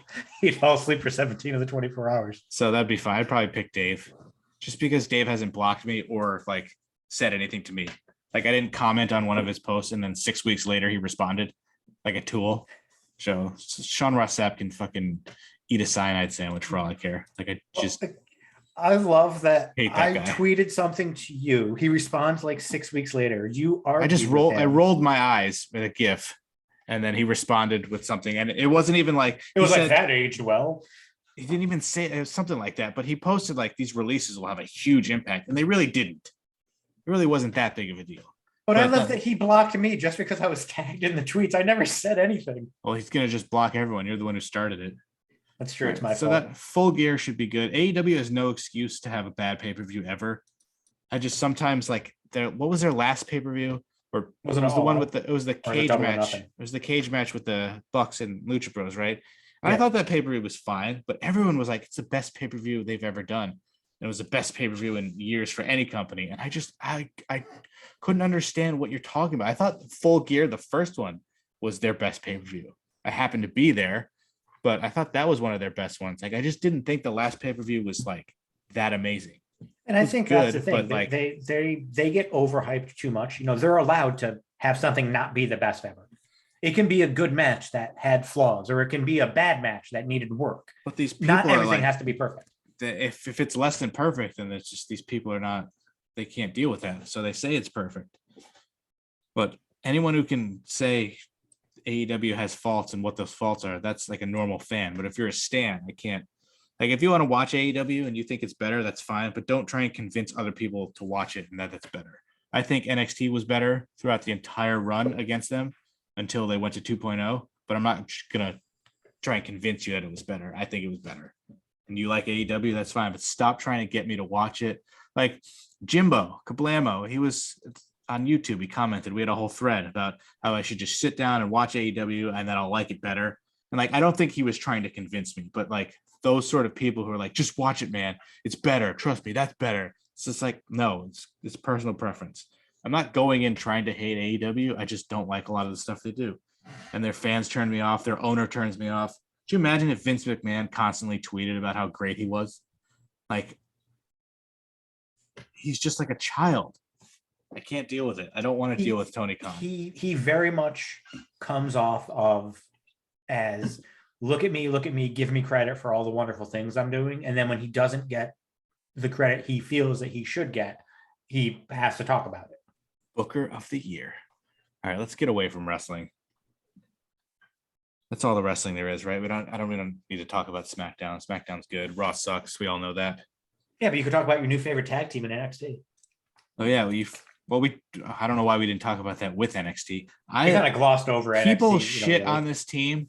I love Jacket Time. It is the best tag team name ever. It's just a goofy, fun tag team of two guys who seem like they really like each other and who play off each other well. And Ike Minjiro, I don't know why. He just seems like the nicest guy ever. Always smiling. He wears a jacket when he wrestles. And like Jacket Time, Time Splitters, he wears a jacket. Like, you get it. Not like jerk off time. Like, oh yeah, take off your pants and jacket. Remember that album? Blink 182, baby. Like, it's fun. Jacket Time. Maybe it is a playoff. Waste of Kushida. It's not, because either he's in a tag team or he gets fired. He could be feuding with Roderick Strong. He lost the cruiserweight title to Roderick. He lost the title and never had a rematch. I know they don't always guarantee rematches. They don't do that. They should have a best 2 out of 3. They don't need to do that. Like, at least have him do something where he can be on TV, because they need tag teams. So you put Ikiman with his countryman Kushida, and at least they're doing something, because you know he was going to get released otherwise. So you're okay with Kushida and Ikiman being Jacket Time. So then you have no issues with Kyle O'Reilly being in a tag team with Von Wagner. How are those two things similar at all? Kyle O'Reilly is actually a main event big time star, and it's a tag team that it's like. So could Kushida, if he's booked better? The Odd Couple. Like, Kushida and Ikiman are a fun team together. This is just like, all right, I guess I'm in a tag team with this guy. He's got my back, even though I've never met you before. Like, cool. Now they're going after the tag titles, but Jacket Time gets shoved in with the Austin Creed brothers. You know, I think there are similarities that you're glossing over. Kushida could be a main event guy. Stop. No. He could be. He could be. No. 100% could be. Absolutely not. He's done as high as he was going to go there. Yeah, and I think Kyle O'Reilly was carried by Adam Cole. No, you don't. You just like to say stupid things. O'Reilly is just as good of a wrestler. I just got you to stutter. O'Reilly's just as good of a wrestler as Cole is. That doesn't make any sense whatsoever. If you look at the 4 guys in Undisputed Era Kyle O'Reilly was the third best wrestler. No, he's more entertaining than Roderick. Roderick's more like wrestling wise. I think Roderick's better. Personality and all that, obviously Kyle O'Reilly. But I mean, no one can be Bobby Fish. I don't think Kyle O'Reilly is far away from Roderick. I think they're basically equal. O'Reilly is more entertaining in the ring. Roddy's sort of just like, I'm a wrestler. Watch me do wrestling things. Kyle will get you invested. Like Roddy was the guy in Undisputed Era who looks like he didn't fit in. Loved him, loved that he was in the group, but he was the guy who was like, look, guys, am I cool too if I do this? Okay. At the very beginning, when he first turned heel, it was like he was trying way too hard. No, the entire time he looked like that guy. He was like, these are all my friends and they're way cooler than I am. Like, I'm cool too, but I'm just not as cool. And I come off as awkward. Fish was like the dad of the group. Who kept getting hurt. Poor guy. I would have loved to have seen if he didn't get hurt. I wonder what would have happened. They probably just still would have broken up and he would have done nothing anyway. I mean, he didn't really do much after they broke up and he came back. Did he? He might have had a match with Cole and then he was, I don't know, whatever. But he's thriving now in AEW, beating Jungle Boy, being a mercenary for the Elite. All right. I feel like we just spent an hour on wrestling. So. And we talked about football. Don't forget we started with football. Nope. I don't want to minimize Zoom. I don't want to end this. I'm just afraid like I'll stop and like the recording nothing worked. Let's see what else is there. I did want, oh god, so many fucking windows open. I did want to go over the NHL real quick. Get away from me. Just open up because the Devils are doing well. Internet Explorer for no reason, so you can get off. Let's look at, can you name me let's go by conference. The Eastern Conference top 5. Eastern Conference top 5. Panthers still have to be number 1, right? Panthers have 22 points. They are number 1 right now after losing 2 in a row. Actually, they've lost 3 in a row now. Hurricanes. They've only lost once, but they have 20 points. They've played 3 less games. I'm going to go Ovechkin, Capitals. Are you just reading off? Feel like you opened up the standings and you had those. Because you didn't know what Chips Ahoy were, but you know the top 3 teams in the Eastern Conference of the NHL. Well, you got me to pay attention to the Devils. I know they scored 7 goals against the Panthers when they only had 1 loss at that point. Capitals have played 13 games, 7-2-4, and they have 18 points. 1-2 in a row. I feel like this might have been a loaded question. Did you ask me to name the top 5 because the Devils are up there? I don't think the Devils are though. The Devils are 6th. They're 6th. Wow. They won 3 in a row, and they've catapulted up to 16 points, which is good for 6th in the conference. All right, I'll go Lightning and Penguins. The Lightning are not good. Well, they're 6-3-3, 15 points. The Penguins are 5-3-4, 14 points. Jesus. The Rangers, unfortunately, are 4th at 17 points, and then the Maple Leafs are 8-5-1 at 17 points. So the Devils are at 16. The Panthers are the 1 seed at 22 points. So the Devils had a shitty start to their California trip, but then they turned it around, won in overtime, or they lost in overtime, then they won in a shootout, and then they've won 2 in a row now. After that, so 3 in a row total. Longest winning streak in the conference right now, tied with Columbus. And Blackwood's been back for not what, bad. a week? He just had a shutout yesterday against the Islanders. The Islanders are 5-4-2 at 12 points. So all these teams still have more wins than losses, but the point total. And then Edmonton is 1 in the West. I couldn't name you another good team in the West. The Ducks, maybe?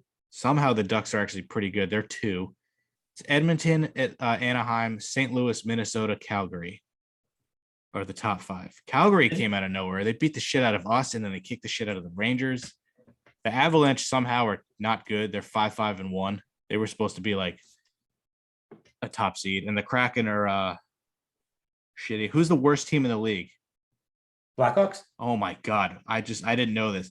The Arizona Coyotes are 1-11-1. They have 3 points. That is brutal. Ottawa has 7 points. Blackhawks have 8. They won 2 in a row now. How's the Kraken doing? Not good. 4-9-1. They have 9 points. So they're not going to be like when the Vegas Knights. That was started probably and once they in a got- lifetime thing. We'll never see anything like that again. Let me see the divisions. Where are the Devils? Yeah, so the Devils are fourth in their own division because that division is pretty tough. Although both of them, Eastern Conference divisions, are tough. But the Devils goal different. They're actually +4. Wow. The Rangers are -4. What the hell? Maybe sports in general are just fucking ridiculous. And like the Knicks, they started off hot. They're only 7-5 now, and they're in the 7th seed. The Wizards are the best team in the East. What? That will not last. The Wizards and the Bulls are 8-3. I mean, I think the Bulls are actually going to be a good team. The Wizards are. like, what the fuck? And Golden State they don't have Klay Thompson back yet, do they? Nope. And they're 10-1, which Healthy Steph Curry. still though by himself. He's not fully by himself. I figured they would need Klay to be 10-1. Only lost one time. Phoenix They is have, the 2 seed. Utah's They the got 3 Wiggins. seed. Wiggins is good. Mavericks, Nuggets, Clippers. Lakers are the 7 seed. I would love if the Lakers were bad. I think the Lakers are going to be bad. Remember that time? What was it, like 2003, 2004, when it was like Kobe, Shaq, Karl Malone, Gary Payton? You know, they went to the finals, right? But they lost. They went to the finals. They still lost, though. I mean, that's what this reminds me of with LeBron, with Russell Westbrook and Anthony Davis and Yeah, Carmelo Anthony. but- Carmelo Anthony's playing really well. But wasn't the Lakers with the Peyton and Malone, weren't they like the 1 seed or the 2 seed? Lakers right now are 7-5 at the 7 seed. Yeah, but LeBron's hurt. And Can't win without your best player. but you think they're going to be bad? Yeah, I don't think they're going to be good even when he's Well, if back. he's hurt, then of course. But if he's healthy, they're going to be probably a top 3 seed. I just hope have they you, don't. Have you seen any of Russell Westbrook's stats this year? He's been awful most of the time. That's hilarious. Although they are 7-3 in their last 10. But let's hope that the Lakers don't win because screw that. LeBron's only title in LA be the bubble title. That's good. And then the rest of the West, they're still doing the play-in shit, aren't they? Yeah, because they have the line. Yeah. 7, 8, 9, and 10. Worst team, Houston, New Orleans, both have 1 win. Detroit even has 2. So that's pretty shitty. Well, Houston, I mean, John Wall's not going to play it all this year. Has he played it all ever in the last 8 years? Feels like I've never seen him on the court. I mean, he was injured for a while. I honestly couldn't tell you. There's not a lot of talk about John Wall not playing for the Rockets and they're not going to cut him. It's all been about Ben Simmons and I don't know why they wouldn't cut him. Why do you want him to sit on your bench? You think? He can yeah, I don't. actually play? It doesn't make sense to me. And the defending champs are 6-6. They're the 9 seed. So I don't know what's going on with the Bucks. I haven't really paid attention to a lot of the NBA. Championship hangover. The Nets are 8-4, which sucks.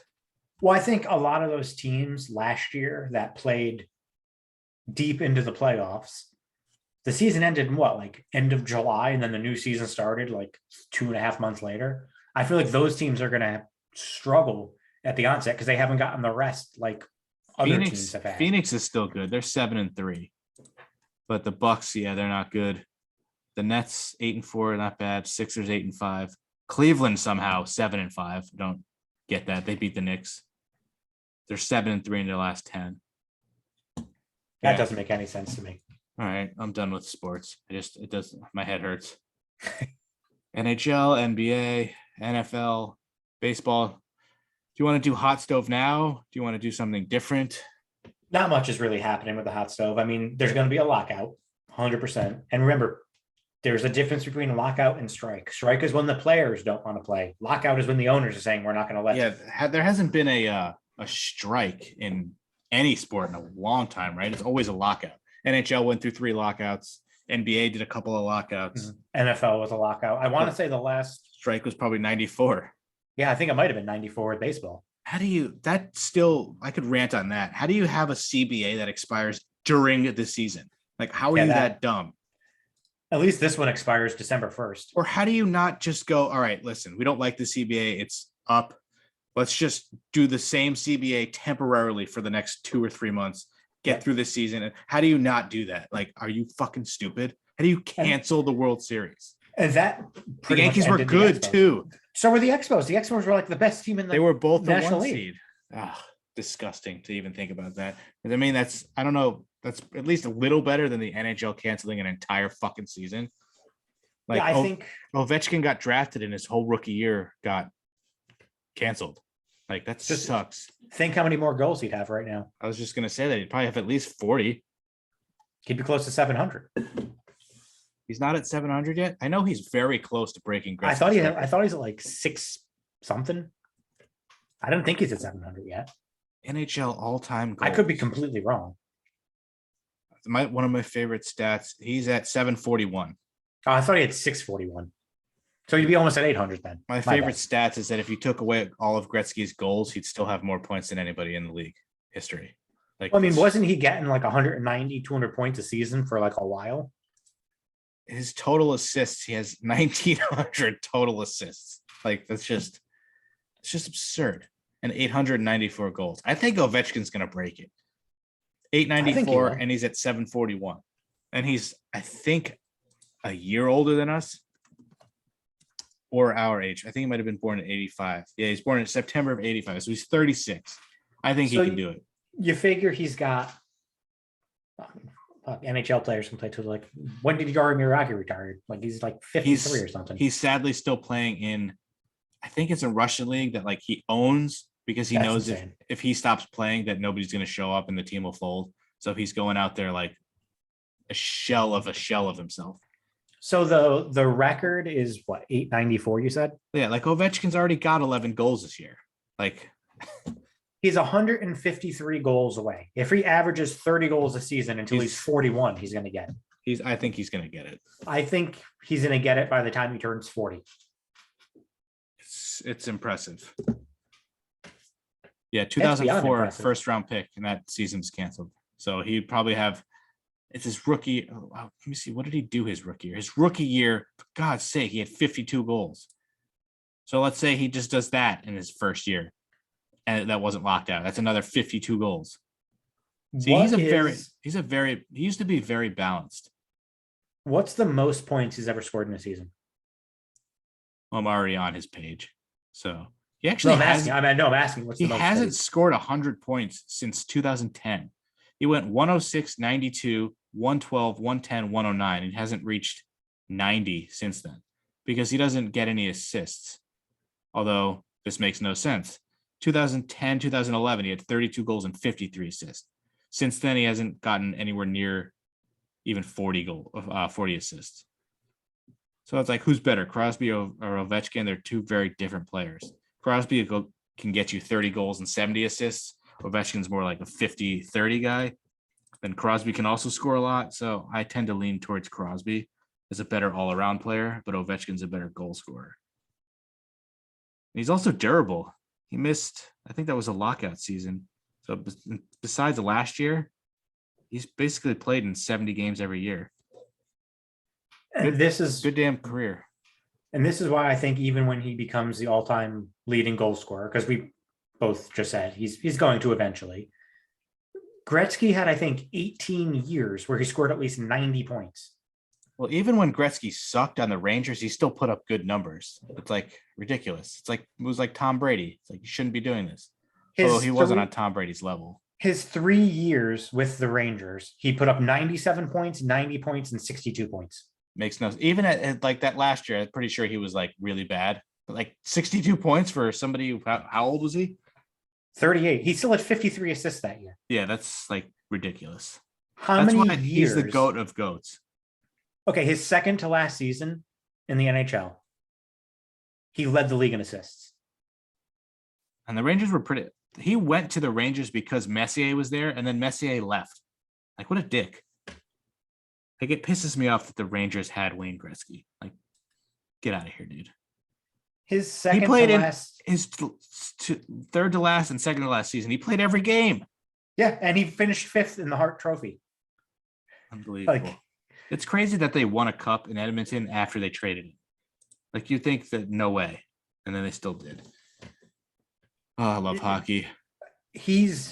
obviously, like you said, he's the goat of goats. He's never going to be. I mean, just looking 212 points, 196, 205, 208. That's never going to happen again. If Lemieux didn't get hurt, I think he had injuries as well as the cancer, but he is like super underrated. Like I think he had was a back injury or something that I think prematurely ended his career the first time. He probably could have come close to Gretzky's numbers.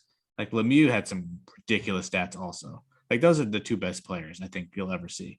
Nobody's putting up what Gretzky and Lemieux were doing. Like you said, 200 points in a season. Like, do you know how hard it is to get 100 now? Like if you hit 100, the Devils haven't had 100-point player ever in their entire franchise. Like that's just 212, 196, 205, 208, 215. Like what a stretch. Like that's ridiculous. And Sidney Crosby, most points he's ever had was 120. 1984-85, Gretzky was a plus 100.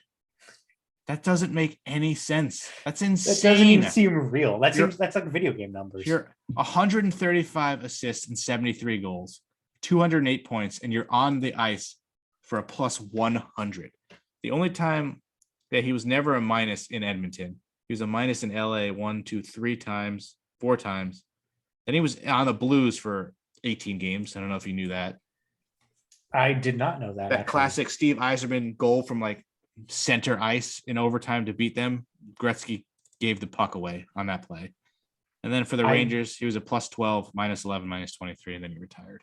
To be honest, I thought he was just on Edmonton, the Kings, and the Rangers. I had no idea that there was a pit stop in St. Louis. Yeah, for 18 games. Yeah, he's a plus 520 for his career. That's like, he's almost got as much plus minus as he does penalty minutes. Like, what the fuck? He's like, the goat of goats. Better than Brady. I don't care about championships. Look at the numbers. I've been watching football for 40 years. 40. How many cups did Gretzky win? 4. You know what's sad? I've been watching hockey for like 20 years now. When you can say you've been watching something for 20, 30 years, you're fucking old. Like I've been watching wrestling for over 30 years. That's sad. Yeah, I've been watching baseball for over 30 years. Same with football. Ridiculous. All right. I think we're done with sports. Did you have, what was that? Would you rather that you said you had? Which show would you rather? Would I rather what? Watch or be on? Watch. Because I think these are two of your favorite shows. Ray Donovan or Dexter? I would rather be on Dexter. I met Clyde Phillips' wife while I was working at Crate and Barrel with my Dexter shirt on. He's the executive producer of the current show and the first 4 seasons. And I told her I wanted to die on the show as a joke. But I would, if it didn't take like hours to shoot and you're tied up on that table for so long, I would love to have been the victim on that show. Like that would have been so cool to have him cut you and then stab you. Oh, I can talk about what grinds my gears about the new Dexter. Did I Definitely, write that? But which show do you like better, Dexter or Ray Donovan? Ray Donovan was awesome, and Ray Donovan was a great follow-up to Dexter because like that show began when Dexter ended, so I had something else to watch. But I would take Dexter. Although I need to rewatch Ray Donovan too. So aren't they bringing Ray Donovan back? They're giving them an ending, so they're doing like a movie instead of a season 8 because they ended on like without resolving a lot of storylines, and then they just canceled them. Don't you hate when they do that? People threw a fit and they brought them back, unlike MacGyver, who got canceled and then they didn't bring them back. But Dexter I watched the first episode. It's interesting. It takes place in fucking Iron Lake, New York, which doesn't exist. How many years storyline wise has passed? 10 years? 10 years. It's been 10 years, but it's only been like 8 or 9 in real life. But in the story, it's been 10 years, which would make his kid 14. Anywhere between 13 and 15, but the actor is clearly in his like 20s, but he's playing like a teenager. But so that doesn't make sense. And also he happens to be dating a cop. So he has that tie into law enforcement again. Like he worked for the Miami Metro. Now he's dating I think she was lieutenant or sheriff, something like that. So he has a tie into law enforcement. So he like just hasn't killed in a decade? Yeah, that's what I tweeted about. That pissed me off. He spent his entire life and then the 8 seasons in the show trying to curb his urge to kill. Could never Was it called stop. his Dark Passenger? He could never stop. but then he fakes his death at the end of season 8. Sorry, spoilers. If you haven't seen Dexter by now, you should kill yourself. Like seriously, it started in 2006. If you're worried about spoilers, fuck you. So he fakes his own death, disappears, which just like I could rant to you about the ending to that episode. It pisses me off. If you watch that show, I stopped watching the show after after Rita died.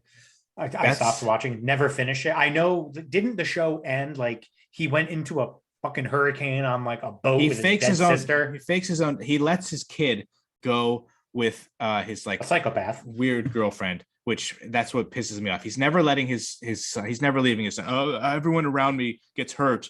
Better off without me. Fuck you. After watching him with his son for 4 years, he's not leaving him. So that's bullshit. But he leaves him there in Argentina. He fakes his own death. And then he shows up as a lumberjack in Oregon. Everyone universally pissed off. Terrible ending. Awful. Waiting for it to come back.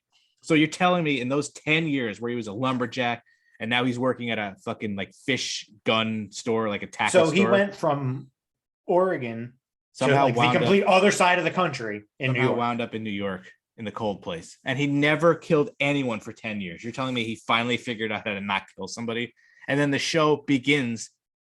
And in the first episode, if you don't want to know, spoiler, so just skip ahead a few minutes, he kills somebody in the first fucking episode after 10 years of not doing it.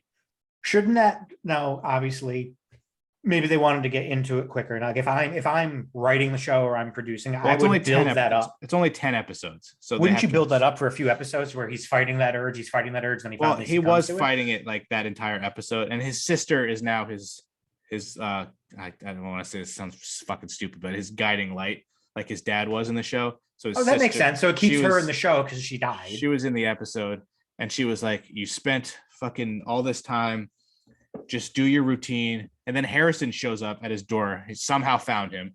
I forget. I think the executive producer said in an interview, like he figured out he was alive because Dexter wrote him like a note or something.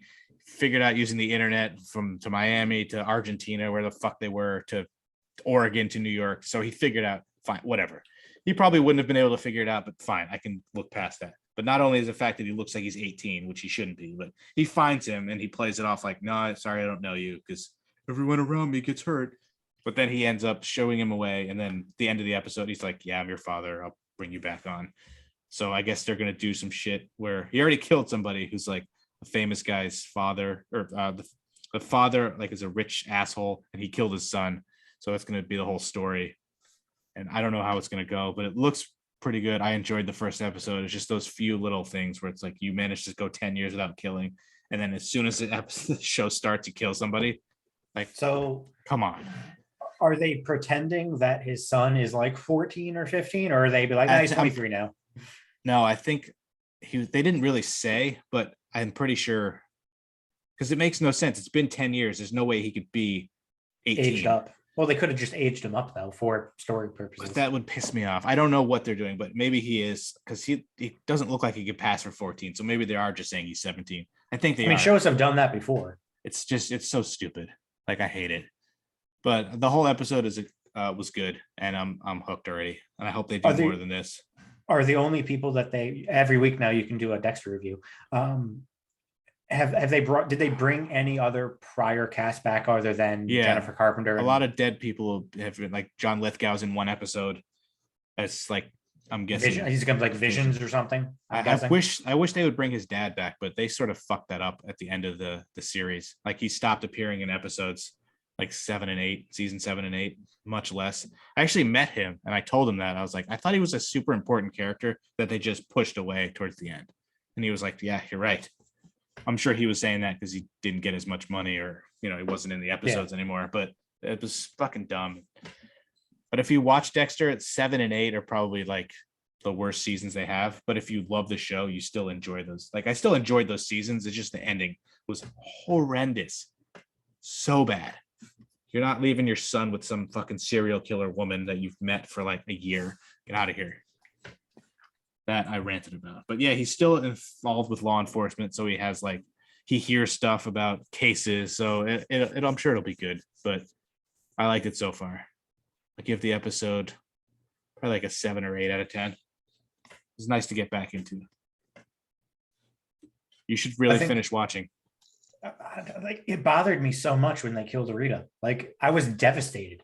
That was the first season I watched. I watched 4 and then went back to 1, 2, and 3.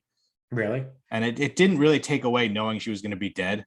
But I remember before I watched that finale, I saw somebody post on Facebook. It was like, no, Rita.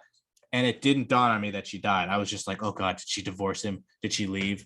And it didn't. And then when she died, I was legit I was shock. devastated. I was devastated. Couldn't fucking believe it. And then I went back and watched 1, 2, and 3.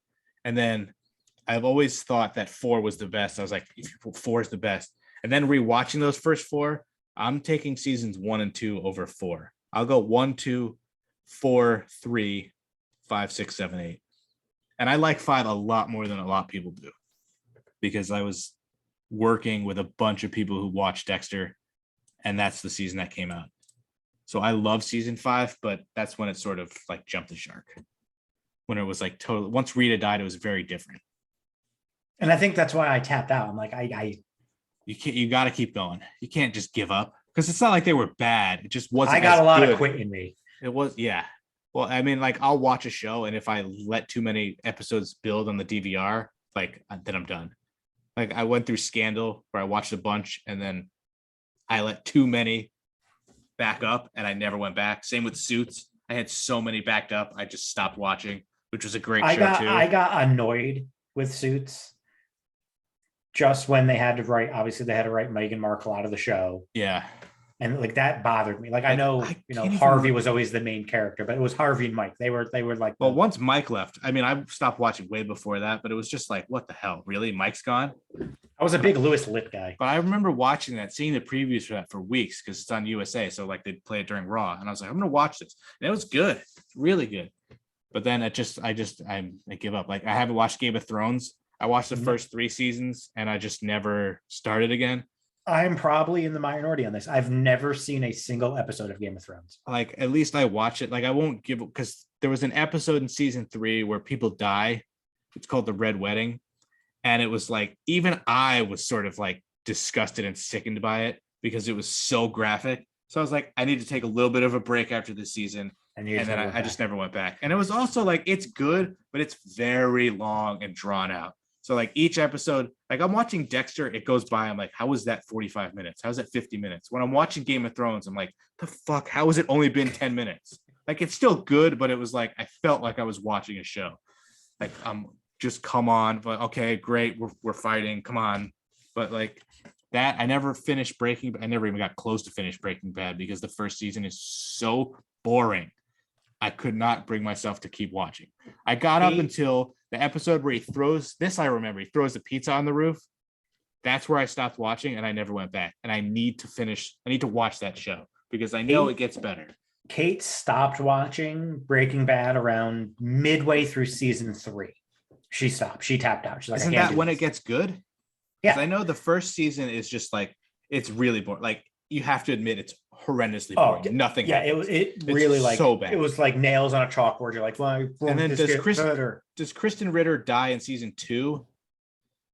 That's Jesse's girlfriend, where he like Walt sees her die and he just lets her die. I don't remember if that was 2 or 3. It has to be 2 because I never. Her dad caused the airplane crash and because he was an air traffic controller. I saw that, and then he threw the pizza on the roof in one episode where he's moving back into the house, and I just never picked up after that.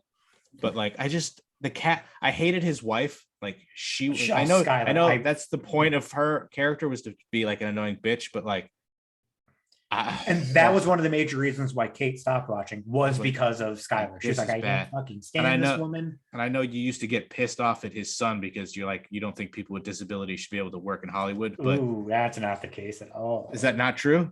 Not true. It's not true. RJ Mitty, I actually liked him. And then there was the bald guy who was the cop. And I was just like, I'm just not into this. You mean his brother-in-law, Hank? I'm really Hank Hill. I'm really bad at powering through stuff. Like propane. Like, because I know if I watch a show, I'm going to get hooked on it. And I don't really want to get invested in a show. I haven't really been invested in many shows since like Dexter and Ray Donovan. I finished Breaking Bad. And then I started watching Better Call Saul. Better Call Saul is probably the second best TV show I've ever watched. I feel like I probably wouldn't like that. Is it just about like him being a scumbag lawyer or like a good lawyer or whatever, and like the cases he takes on. It gives you like more of his backstory, and like he had a brother, and then he had a if he has girlfriend. a brother, I'm in. He had a brother who I'm not going to spoil anything, but then he had a girlfriend who became his wife, but his wife's not in Breaking Bad. Is Walter White in it? Because I know he dies. I thought they would have like, since it's a prequel, he's not in it at all. Other characters from the show have been in it. He's never been in it. Really? The final season is coming out next year. Not even once? Nope. I also wanted to see that movie with Bob Odenkirk where he played like that badass vigilante or like that's supposed to be killer. Really good. Like I looked at it, I was like, why would you have Saul playing this character? And then I saw the previews and I was like, you know what? He actually kind of fits. Bob Odenkirk's a pretty good actor. I bet you. So I just said Better Call Saul is my second favorite show of all time. Second favorite show? Or I thought you said it was like one of the best shows you've ever seen. Well, it's my second best show I've ever watched. Second best, second favorite. I bet you could not. I guarantee you can't guess my top three because two of them you're gonna be like, the fuck, why? Obviously, Better Call Saul's too. How is Seinfeld not in your top three? You're like obsessed with Seinfeld. Not there. It's going to be a show that you would never. Have you seen The Wire? That's number one for me. So I was like a decade late watching The Wire. I feel like that's a lot like AEW. People are like, this is either the best thing ever or it's like super overrated. That's one show I would like to watch. I waited a solid decade before I ever watched it. I got so effing hooked on that show. Did you just stop talking or did you freeze? No, I just stopped talking. Oh, okay. Because now I can't, because I'm not looking at the screen anymore because I can't stand to look at our ugly faces. So I'm like looking at the unusual death list as I'm listening to you. And I'm like, did you freeze? Or it's the same thing I got with Dexter. I remember walking around the stock room, like wondering like what the fuck's gonna happen with the ice truck killer or fucking the Bay Harbor Butcher. I was like, I wish I could go back in time and rewatch it for the first time and start from the beginning. Because my dad told me about this show from the beginning, and I'm like, I'm not watching a show called Dexter. That sounds fucking dumb. And I told that to Jennifer Carpenter. I was like, did you think this would go anywhere? I was like, Dexter, really? Like, no. And then I was like, all right, I'm making a pizza in the oven. There's a DVR episode. Let me just fucking watch this episode. And I was like, this is the best fucking show I've ever seen. And I was the cat that we had before we had Sassy that died after like 6 months which you named Dexter that wasn't named after the show. Yeah. Because I was like, oh yeah, Dexter, awesome, the show. Like, no. I had never seen an episode at that point. It's like, you bastard. That's actually what got me to start watching the show, was you giving me so much crap for naming my cat Dexter, but not because of the TV show. Because I watched season 4, and I'm pretty sure I watched in the middle of it and then missed episodes going back. So I sort of like half watched it. It was like the best thing I've ever seen. And then I just watched 1, 2, 3. And then I legitimately cannot rewatch season 7 and 8. I've never rewatched those 2 seasons. I've rewatched season 6 once, season 5 once, season 4 maybe twice. 1, 2, and 3 I can get through easy. It's not too bad. It's not too dramatic. Like, stuff happens. Once you get to season 4 when Rita dies, you watch that again. And then 5, he gets closer and closer to being caught. I have not been able to rewatch those again. Like, I mentally cannot do it. Like, I physically can't get myself to watch those episodes again. Eventually you're going to have to, right? It's been so long that I've never rewatched it. I can't, because I can't spoil it for you. I don't know if you know like what happens, but I don't want to spoil it for anybody because you should finish it. But it's like so much crazy shit happens at the end of 6 into 7 and 8 where it's just like it's a completely different show and there's too much drama and it's depressing. Like, do you know anything about after season 4? I know some bits and pieces. I don't know what seasons they were in, like, his relationship with his sister. Yeah, that's what that evolves. It was just like the season 6 finale is one of the best ever, but that you can tell it jumped the shark because once she finds out what he is, then the whole premise of the show is like, was to make sure she doesn't find out. Like, of all people, she can't find out. So once she finds out, you're like, where do you go from here? And season 7 and 8 were kind of a clusterfuck. Still good, but like not even. And I met what's his name, Sean Patrick Flannery. And I asked him about that, and he was like, it was so weird to be doing something that like was already successful and like that people actually watch. So he said he was used to doing stuff that nobody like paid attention to or anything. Like the Boondock Saints. But that's coming out. When is that coming out? Boondock Saints 3? I think they green lit it to start like filming and all that stuff. I probably not till like 2023, 2024, something like that. But I can't wait. I honestly don't The remember. second one was awful. I don't remember a lot from All Saints Day, but the first one is like a cult classic. Like Oh yeah, that was like before Norman Reedus was anything. I don't know if Sean Patrick Flannery ever did anything. And then the dude with the beard. Does he die in the first one or the second one? First. Does he die in the first one? Yeah. Willem Dafoe. That was like before Willem Dafoe was like huge. Willem Dafoe. You know his name is actually pronounced William Dafoe. Are you being serious? He was on Conan, and Conan was like, he played a clip of when he was in school and he pronounced it Dafoe. And I think he said that like half of his family pronounces it Defoe, half pronounces it Dafoe. And he ended up going with, how long did you think it was William Dafoe? Because forever, I just assumed it was William, not Willem. Just like, what's his face? Daniel Malloy. We thought it was Daniel. It's Daniel. Oh, yeah. What was he, the governor of? He was the governor of Connecticut for a few years. Yeah. Daniel. Dannel. I always thought when I saw like "Welcome to Connecticut," like governor, and it was like on the sign, I thought the sign was misspelled. Dannel. All right. So does that count as a rant for Dexter? Like I don't think I'm gonna get like super upset, but that's legitimately pisses me off. I feel like you could, depending on how the next 9 episodes shake out. You could. Well, if they, I don't know, because I want to enjoy it. I'm going to enjoy it. It was good, but it's different. It's not the same. We're not in Miami. I miss all those guys. I miss all those people, and it's like some of the stuff was like, all right, you went 10 years without killing somebody. You just killed somebody, and now we're getting back into the cycle of you're going to try and get caught. The cops are on your tail. You have some fucking bad guy who's hunting you down. But I hope they don't do it to where it's like, this is the end. He gets caught. He gets a real ending, justice for the victims. Although if there was a real vigilante killer like Dexter out there, I'd be on his side 100% of the time. What if the show ends with Harrison killing him? I don't want him to die because I want more. Like he's 51. I think he's 50 right now or 51. Like I want to see like a 78-year-old Dexter.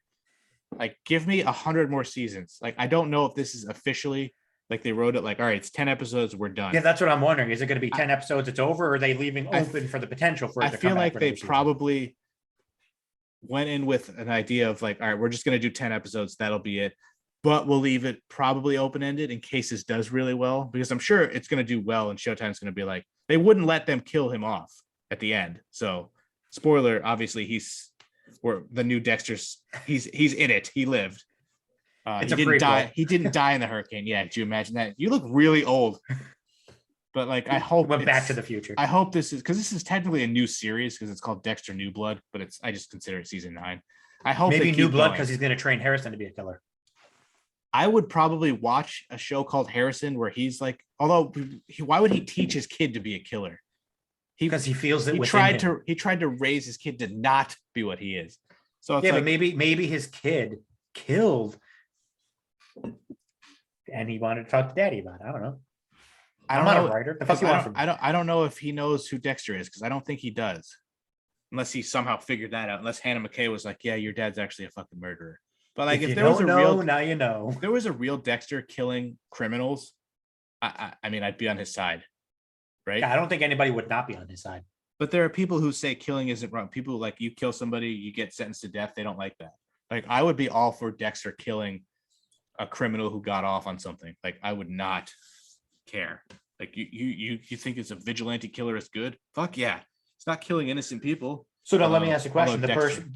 The person that he killed in the first episode, we already went through spoilers, but did this person kill somebody? Like, or did he kill? Yeah, he doesn't just kill. And the entire series, I think maybe he killed 1 or 2 innocent people by mistake. Well, one was on purpose, but he found out he did something, of course, because his girlfriend is a cop, so he heard something. Then, of course, he found out it was true. That's why he killed the guy. Okay. It was a weird thing. He sold him a gun, and he's out in the whole episode. He'd have like either these flashbacks, or maybe it was just like he'd do this multiple times where he'd go out hunting, find this white deer, and never kill it. And then he goes up to it and he's like petting it, and then the guy shoots the deer in his face, and then that's what causes him to kill him. So he hits him with the gun, and then he ends up tying him up and killing him. So because he killed Bambi's mother. Bambi's albino mother. He was something like he didn't have to do that, but yeah, it was justified. He killed a guy who killed people, so it was fine. But now it's who knows where it's going to go from here. But I'm excited to see that. And I'm excited to hear about it. So where are we on Zoom? So many fucking windows. I don't remember we're almost over 2 hours. So I feel like, no, I don't want to exit Zoom. God, this is like our test episode was smoother than this shit is. God. So I sort of ranted. I feel like if you have any other topics, I'd like to do like an unusual death. So if you want to just pick a year and I'll find one from that year, just any random year. How far does it go back? Does it go back to BC? Many? All right, let's do 1986, the year we were born. Oh, 1986. Let's see. What do we got? Year we were born. Let's go. 1986, Unusual deaths, guys. 1986. Literally nobody died. The only people who died were the people on the Challenger. Who, Oh, by the way, that's I'm depressing. obsessed with the Challenger. If you have ever watched that on Netflix, the documentary on it, No. so fascinated by it. 1986. Do we have anything from 1986? Somebody had to have died in 86. Oh, there's literally no unusual death in 86. So do you want before 86 or post 86? Let's go. What about the year Alex was born? Your brother. 94. That was kind of a test. What year is he born? All right, we got one from 1994. Okay. I honestly thought there were way more than this. I have an article where like I'm not good at reading, but I'll have to do it because I have an entire website. Good at reading. I wasn't educated well. Like, reading in public when you have to like read in front of the class. I was never good at that. Oh, I always used to have to read ahead to make sure that I could actually pronounce all the words. Yeah, me too. But like there's a website that I've been reading on and off since like probably high school, which is just like the worst of the worst articles of just people who are just terrible. So that'll be a segment. But then again, I have to read. So maybe I could like have a voice to text thing or just reads it for you. But 1994, Gloria Ramirez. Let's see. I don't know if these are any good. I have not pre-read these. So it just says she actually has a Wikipedia page, which is the death of Gloria Ramirez. Gloria Ramirez, 31, died from kidney failure related to her cervical cancer. While treating her, several of the hospital staff became ill, suffering from loss of consciousness, shortness of breath, and muscle spasms. Shortly before dying, she was allegedly covered with an oily sheen which smelled of fruit and garlic. When drawing her blood with a syringe, nurses noticed that it had a smell similar to ammonia and that there were unusual particles floating in it. What? So she was toxic, giving off a poison. You picked like the weirdest one because I was expecting like man was hit by a car as he was like something like that. She died of kidney failure, but she was like. I feel like there needs to be like an investigation into this. You said she has her own Wikipedia page? Yeah, it's called. Take it to the Wikipedia page. From Riverside, California. She was dubbed the Toxic Lady or the Toxic Woman. Sounds like a Marvel character. She was 31 years old. I'm like, what? When several hospital workers became ill after exposure to her body and blood, she was admitted to the emergency department while suffering from a late-stage cervical cancer. So we know that. Shortly after arriving at the hospital, Ramirez died from complications related to cancer. The incident was initially considered to be a case of mass hysteria.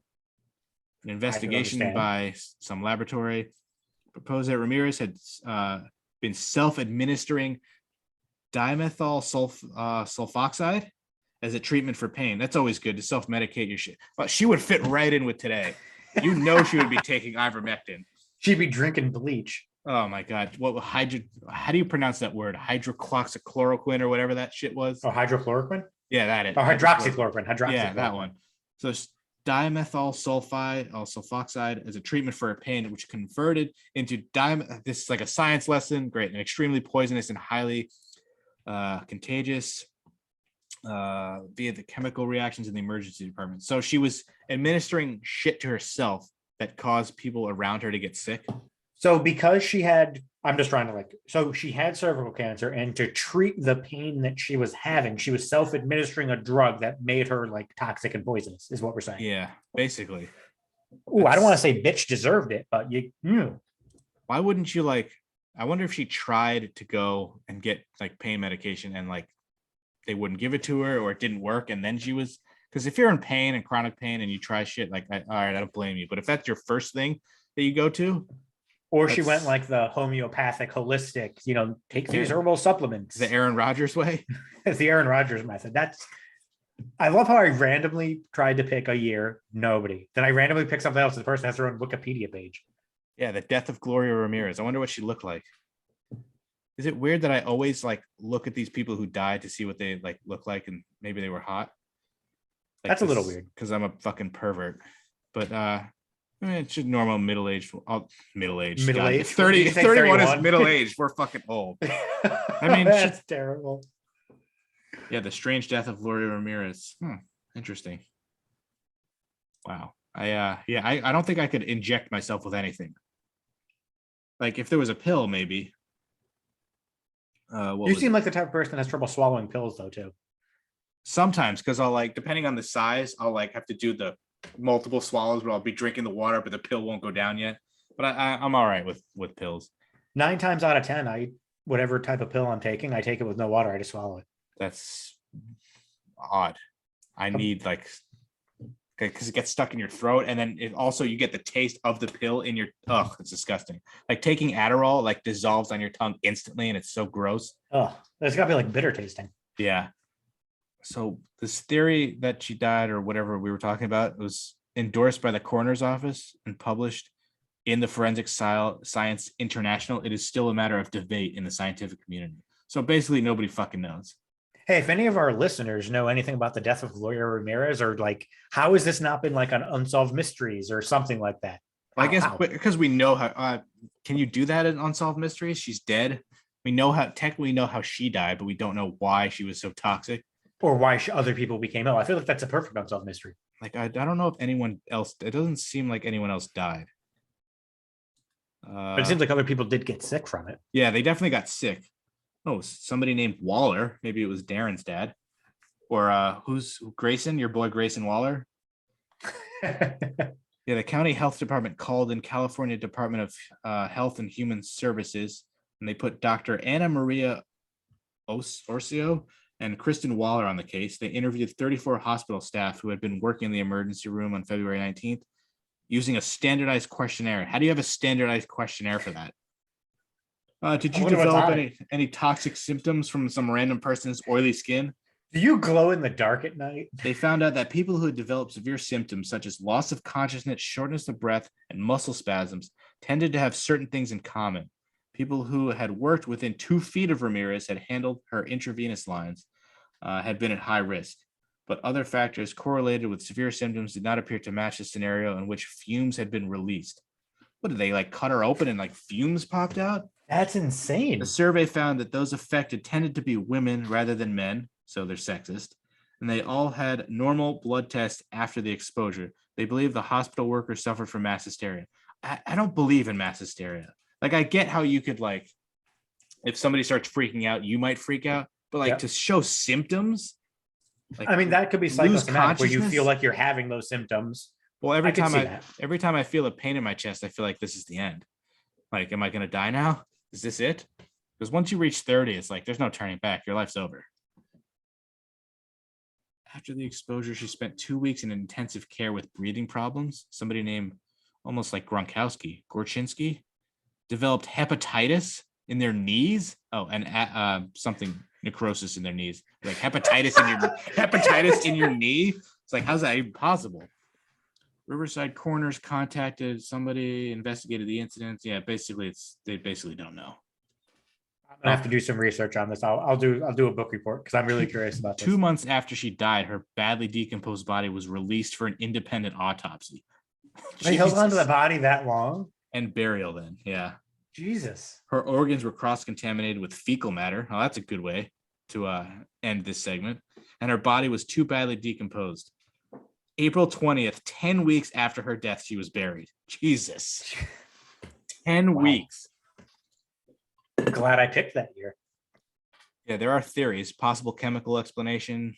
Patrick M. Grant of Livermore Forensic Science Center is beginning to appear in basic forensic science textbook. Maybe she's a biological weapon. It could have been. Yeah, so that's an interesting death. So there's like a whole page of this shit. I'm just gonna keep. Next week. I'll pick another random year. Like See what you have rabbit hole we can go we have to down. keep a list of who we done, or at least you can remember if you hear a name that we've done, because there's not as many as I thought there were. And like, I forget what year our favorite one was. Fucking Armin Maiwies. Oh, Armin. But we did talk about that on the Go Pod in the first episode because it was called the Penis Eater. God, Armin Maiwies. That was that 2001. I don't even know how to spell Armin. Like I can't find it. Armin. Then why is it not on here? I can't find it. I'm gonna look it up. Maybe it's not on this page, but I know Armin Maiwies. Armin Maiwies has his own Wikipedia page. I mean, Yeah, he killed and ate a voluntary victim in 2001. So it was 2001. I was right. John Bergen Brandy's. I'll never forget this one. He jointly attempted to eat the victim's severed penis. I can't. It was with you said it best on the Go Pod. It was like he put what are the ingredients? Read that, find that. Because he put he was like trying to cook the penis. Like legit. Oh, where is Yeah, it? he tried to eat some of his own penis raw, but could not because it was too tough and as he put it, chewy. Maiwies then fried the penis in a pan with salt, pepper, wine, and garlic. Yep.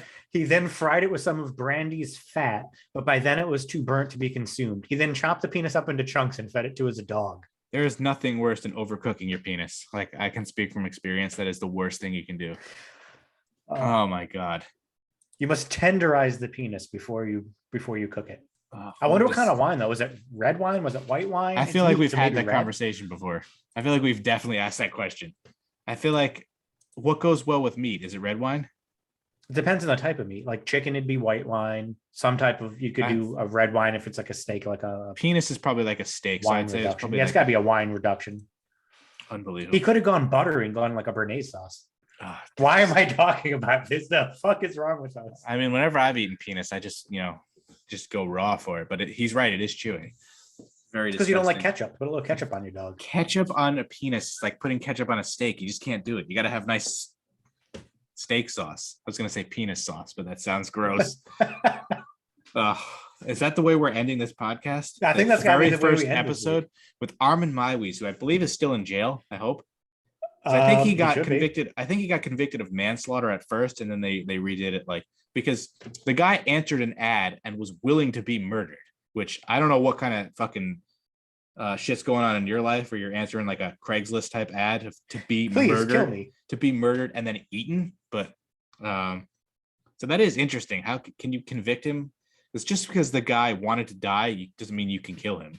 So he was convicted of manslaughter and sentenced to 8 years and 6 months. And then in a retrial in 2006, he was convicted of murder and sentenced to life in prison. Yeah, that makes more sense. Even though he wanted to be eaten. Just because he wanted to be eaten doesn't mean you actually should kill him. How do you not have like people scouring these websites? Like, oh, there's this post that we should probably flag. A guy's looking for somebody to murder. But like, it's interesting because was a willing participant in his own murder. But like, yeah, that's kind of guy who would probably end up killing somebody again. But yeah, so I kind of like, to be honest, I like that part of the podcast way more than talking about wrestling. That was like the best part. So maybe we'll do more of that stuff. We got to find like the weirdest. Maybe our podcast will just be weird shit. Shit. Maybe we start off and end with random weird things and then get the sports and the wrestling in the middle. Well, we should have started this podcast when Trump was in office. We would have had so much shit to talk about. Why we are 5 years way behind on this. Yeah, there's still plenty of time to catch up. The weirdest shit. I'm gonna start just like looking for stuff on TikTok and just writing down random shit I see, because there's got to be something. And I only gave you 2 of my top favorite shows of all time. So that means next week I can go further. Wait, I thought we were supposed to do the top 3. I have a top 5. How did we not get the third one though? Because it was The Wire was 1 and what Saul was 2. Yeah. All right, what were we doing that we just skipped third? We segued into other things. I never That's went what to 3, 4, happened. or That's 5. what happens on this podcast. We're gonna go on fucking tangents and shit. Never went to 3, 4, or 5, but that's going to keep you tuning in. I want people to guess what my other 3 favorite shows are. No, we need now because it's gonna piss me off. I need to know what 3 is because we promised one. We're not a podcast of lies. Your fucking nickname is Empty Promises. You promised 1, 2, and 3. We have to give them 3. Remember that was a fantasy team name for me one year, Empty Promises? Because you were pretty bad at it. You were you were good at empty promises. Like, yeah, we'll go to the fucking cafe or whatever. No, I'm good. So if Seinfeld's not 3. No comedy. There's no comedies. I'm also not really a big comedy guy either. Although Charles in Charge is in my top. I mean, I 5. love comedies. Don't get me wrong, but of my I'm top really. shows of It's all time. weird. I don't really enjoy comedy movies that much. I don't really watch a lot of comedies, which makes no sense because who doesn't like comedy? But I love comedy. I'm way more, for whatever reason. I think my wife, who listens to true crime podcasts and things like that, I'm really into like cop shows and like the first 48 on A&E, and I'm obsessed with. That's not my number 3 show of all time. like, I'm not into comedy that much, and Alex is like not really into action adventure, and I'm like, what the fuck? I'm really into rom-coms. He'll say that like it's the same stuff in every action movie. It's like, okay, sure, but it's specific to the movie. And then that's also, who doesn't like a guy on the run trying to prove his innocence? Like, that shit's awesome. But no comedies. And is this a show I've probably heard of? Yes, Because I got The Wire. it's a show you've heard of. You'll probably say it shouldn't be in top anything, but Is it on network TV or like Showtime HBO? it was on network. It's no longer on. Is it like NYPD Blue? Oh, I used to love that show. That's not there. Yeah, you seem like an NYPD Blue kind of guy. I was big into Homicide: Life on the Streets too. Did you ever watch the show Conviction? No, It was like from Dick Wolf Wiener, the one of my favorite Family Guy quotes ever. Could you change your name to Dick Wolf Wiener? It was like basically it showed the court systems. It only lasted a year, but I like that show. It was on network TV. Give me like a decade. the 2000s. I don't know why I thought that would help. Oh, is it fucking 24? Yes, it is. Of course. Okay. All right. Yeah, I remember. That's another show. This is how long ago I watched it. I rented that shit from MediaWave in Fairfield, the first season. I think I finished the first season because like this is the worst day of my life. Well, you know what? Fuck yourself, Jack. Every day is the worst day of my life. So I don't want to hear your bullshit. I have rewatched that show probably 4 times every season. Is Kiefer Sutherland a dickbag though? I can't remember if he's like a jackass or if he's like an okay guy. In real life, Yeah. he strikes me as a douchebag. He was the Kiefer, voice. if you're listening and you're not, let me know. But I think you're a douchebag. His best work is Phone Booth. Did you ever see that movie Yes. with Colin Farrell?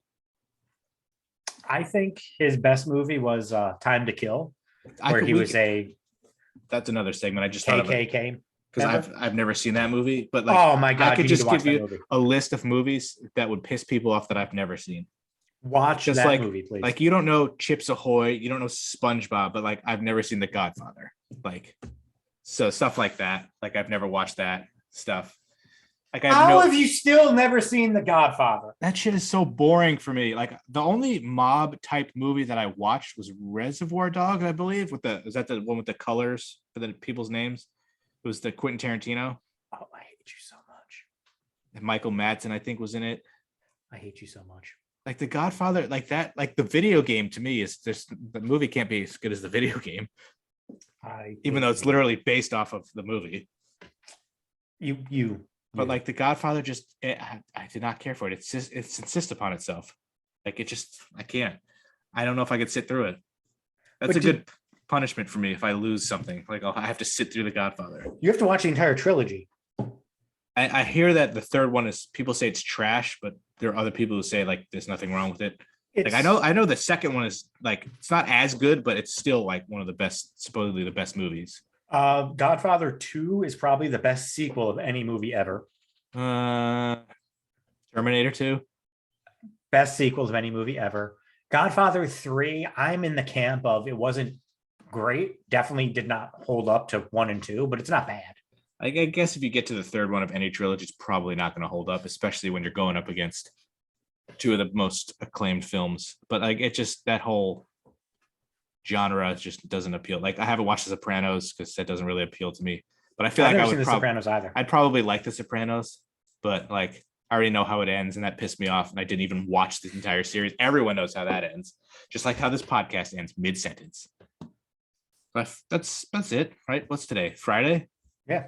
I'll try to get this up. We're not going to have a set schedule like every Monday release. Like it'll just be whenever we have time to record. It'll go up on Spotify that day. I think I'm going to save the YouTube videos for like the following week, so people are more likely to listen. Maybe you have like 72 hours, like we posting it on Spotify and stuff Friday. Maybe then we post it on YouTube 3 days later.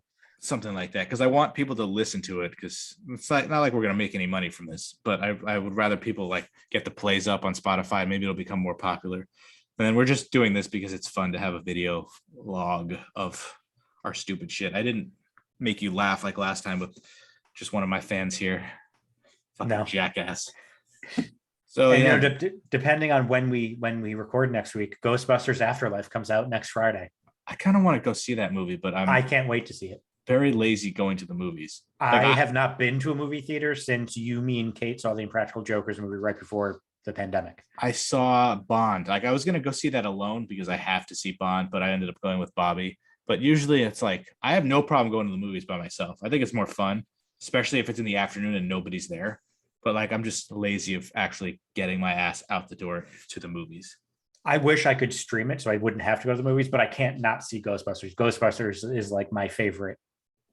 Because I mean, the previews they're showing, I know Bill Murray's going to be in it. I don't know if Dan Aykroyd's also in it. All of them Ernie Hudson is in it. Ernie Hudson, Dan Aykroyd, Sigourney Weaver. R.I.P. Harold Ramis. He's not in it, unfortunately. I think he appears in like pictures and archival footage and things like that. Isn't that whose family it is? Mm-hmm. So that at least that makes sense. Like he's dead, and then fucking everybody, Paul Rudd is in it. Everybody from the original is pretty much in it, except for Rick Moranis and obviously Harold Ramis. Oh, Harold Ramis. That's a whole. We could talk about that on a podcast. How it's falling out with Bill Murray and all that shit. Oh, we have to talk about that next week because that breaks my heart still. I feel like this could be a very small sports podcast now. If we just have to come up with good entertainment topics, because that's more. Because I'll be honest, I wanted to kill myself when we were talking about sports. I was like, nobody's gonna want to listen to this. This sucks. This is boring. Until next week when we review Full Gear, baby. We already have Griff's football podcast. I feel like we could we're still. I mean, give us 100 episodes to tweak and figure out exactly what we're doing. A YWC True Crime Unusual Death podcast. That's sort of what our podcast is. There's no rhyme or reason to anything. It's not like we're gonna. There's no rhyme or reason to us. Football, basketball, baseball, hockey, wrestling, in that order. Like, who knows? Well, you said Adderall, so we're like the ADD of podcasts. We don't know what the fuck we're doing, where we're going. We're just all over the fucking place. You think I would dress up for this, but like, I don't care about anything. You can't dress up a pig. Like, I mean, I'm wearing. I thought about putting on a collared shirt, but I was like, who cares? People who watch this are like Britain. Who wants to see this was for work. I mean, this was work. Who wants to see my nipples? Which you have to. Episode 100, I'll show my nipples. All right, how about that? Let me show a little bit more skin for you. See, these t-shirts are weird. Some of them will like go down like this, and like nobody wants to see this. The t-shirts are too tight too, Billy. No, the t-shirts are too loose. I don't know. I couldn't come up with a name. Bobby. But who? Bobby. Oh, sure. The t-shirts are too loose, Bobby. God damn it. All right, so we know Phil listened, Britton listened, Randy listened, Bobby listened. So we got at least like 4 listeners. It said 15 people listened to our first episode. So if you listened and you're listening to this, thank you. Continue to listen. Maybe blog about it. Maybe tumble about it. That's a Jake and Amir quote that nobody will understand. I like to be esoteric. You like that word? I just like recently discovered that that's a word that I enjoy because I like saying stuff that nobody knows. Like I'll be in a room of like 50 people and I'll say something that'll make Alex laugh and nobody else understands. Like that makes me laugh. So like if you could just like tweet, Instagram, anything about our podcast to get to your followers. One extra person who doesn't know us to listen to this would be perfect. Like this is what I'm talking about. This is a Jewish goodbye. We can't ever stop recording. We need to just like stop. But I was talking to somebody who's like pretty popular on YouTube now. They got like their own clothing brand, big wrestling fan. He's like, yeah, I watched your videos growing up. And I was like, what the fuck? How did I not know this? I've been following you for a while. You've actually watched me. Besides, that makes me feel old. Growing up. He's 24. So he was like, yeah, I used to watch it when I get home from school. And I was like, what? And then there was this girl, she's 17, and she was like, yeah, I was watching your videos back for like WrestleMania in New Orleans. And I was like, wait, you're 17 now or 17 then? She's like, I'm 17 now. So she was 14 watching our videos. And I was like, our videos were not appropriate for teenagers, let alone teenage that's girls. not the right audience. But she was like, yeah, you guys were legendary. And I was like, how many people out there never like let us know? Like we could have people listen to this and like we never know about, which is crazy to me. But yeah, so I think we're done. I don't know how long this ended up being because Zoom just records your time as soon as you We're start over the 2. meeting. I think we're over 2 hours actually. It says 2:26, but I don't know how long we were in the meeting beforehand trying to figure shit out. I think like 10 minutes. So But I think it's like 2 hours and 15 or so. I feel like that's it. That was our first real episode. And if you have any suggestions, if you've listened this far, we're always looking for topics to talk about. Send us questions. We'll do a Q&A. We used to do those on the Lorenzo Bros channel. Q&A would be nice for Ramey. Like, why do you look like a penis? No, my microphone looks like a penis with this mic cover. Like it's a random penis just popping So out. I'm going to have mine like by the end of today because hopefully the audio came out better because I know last time I was talking like this. So if you've made it this far, tell me, does this sound better or has the regular podcast sound better? Like how much louder is this? It's a lot louder. Like, is it bad? I don't know. You tell me. It is kind of creepy. Yeah, a little bit. All right. So yeah, if you have any suggestions, stuff you want us to talk about, rant about, any questions, anything, literally. And if you are listening, where are you from? How'd you find us? So far, we're just in America, but I know a couple of Australians who watched it on YouTube. So yeah, just reach out to us. Twitter at Matt Lorenzo, Twitter at Ramey Rants, Instagram this that rant. Yeah, so just spread the word for us, and we'll see you at episode 2. I almost said 3 because episode 0. So episode 2 will be hopefully next week. Thanks for listening.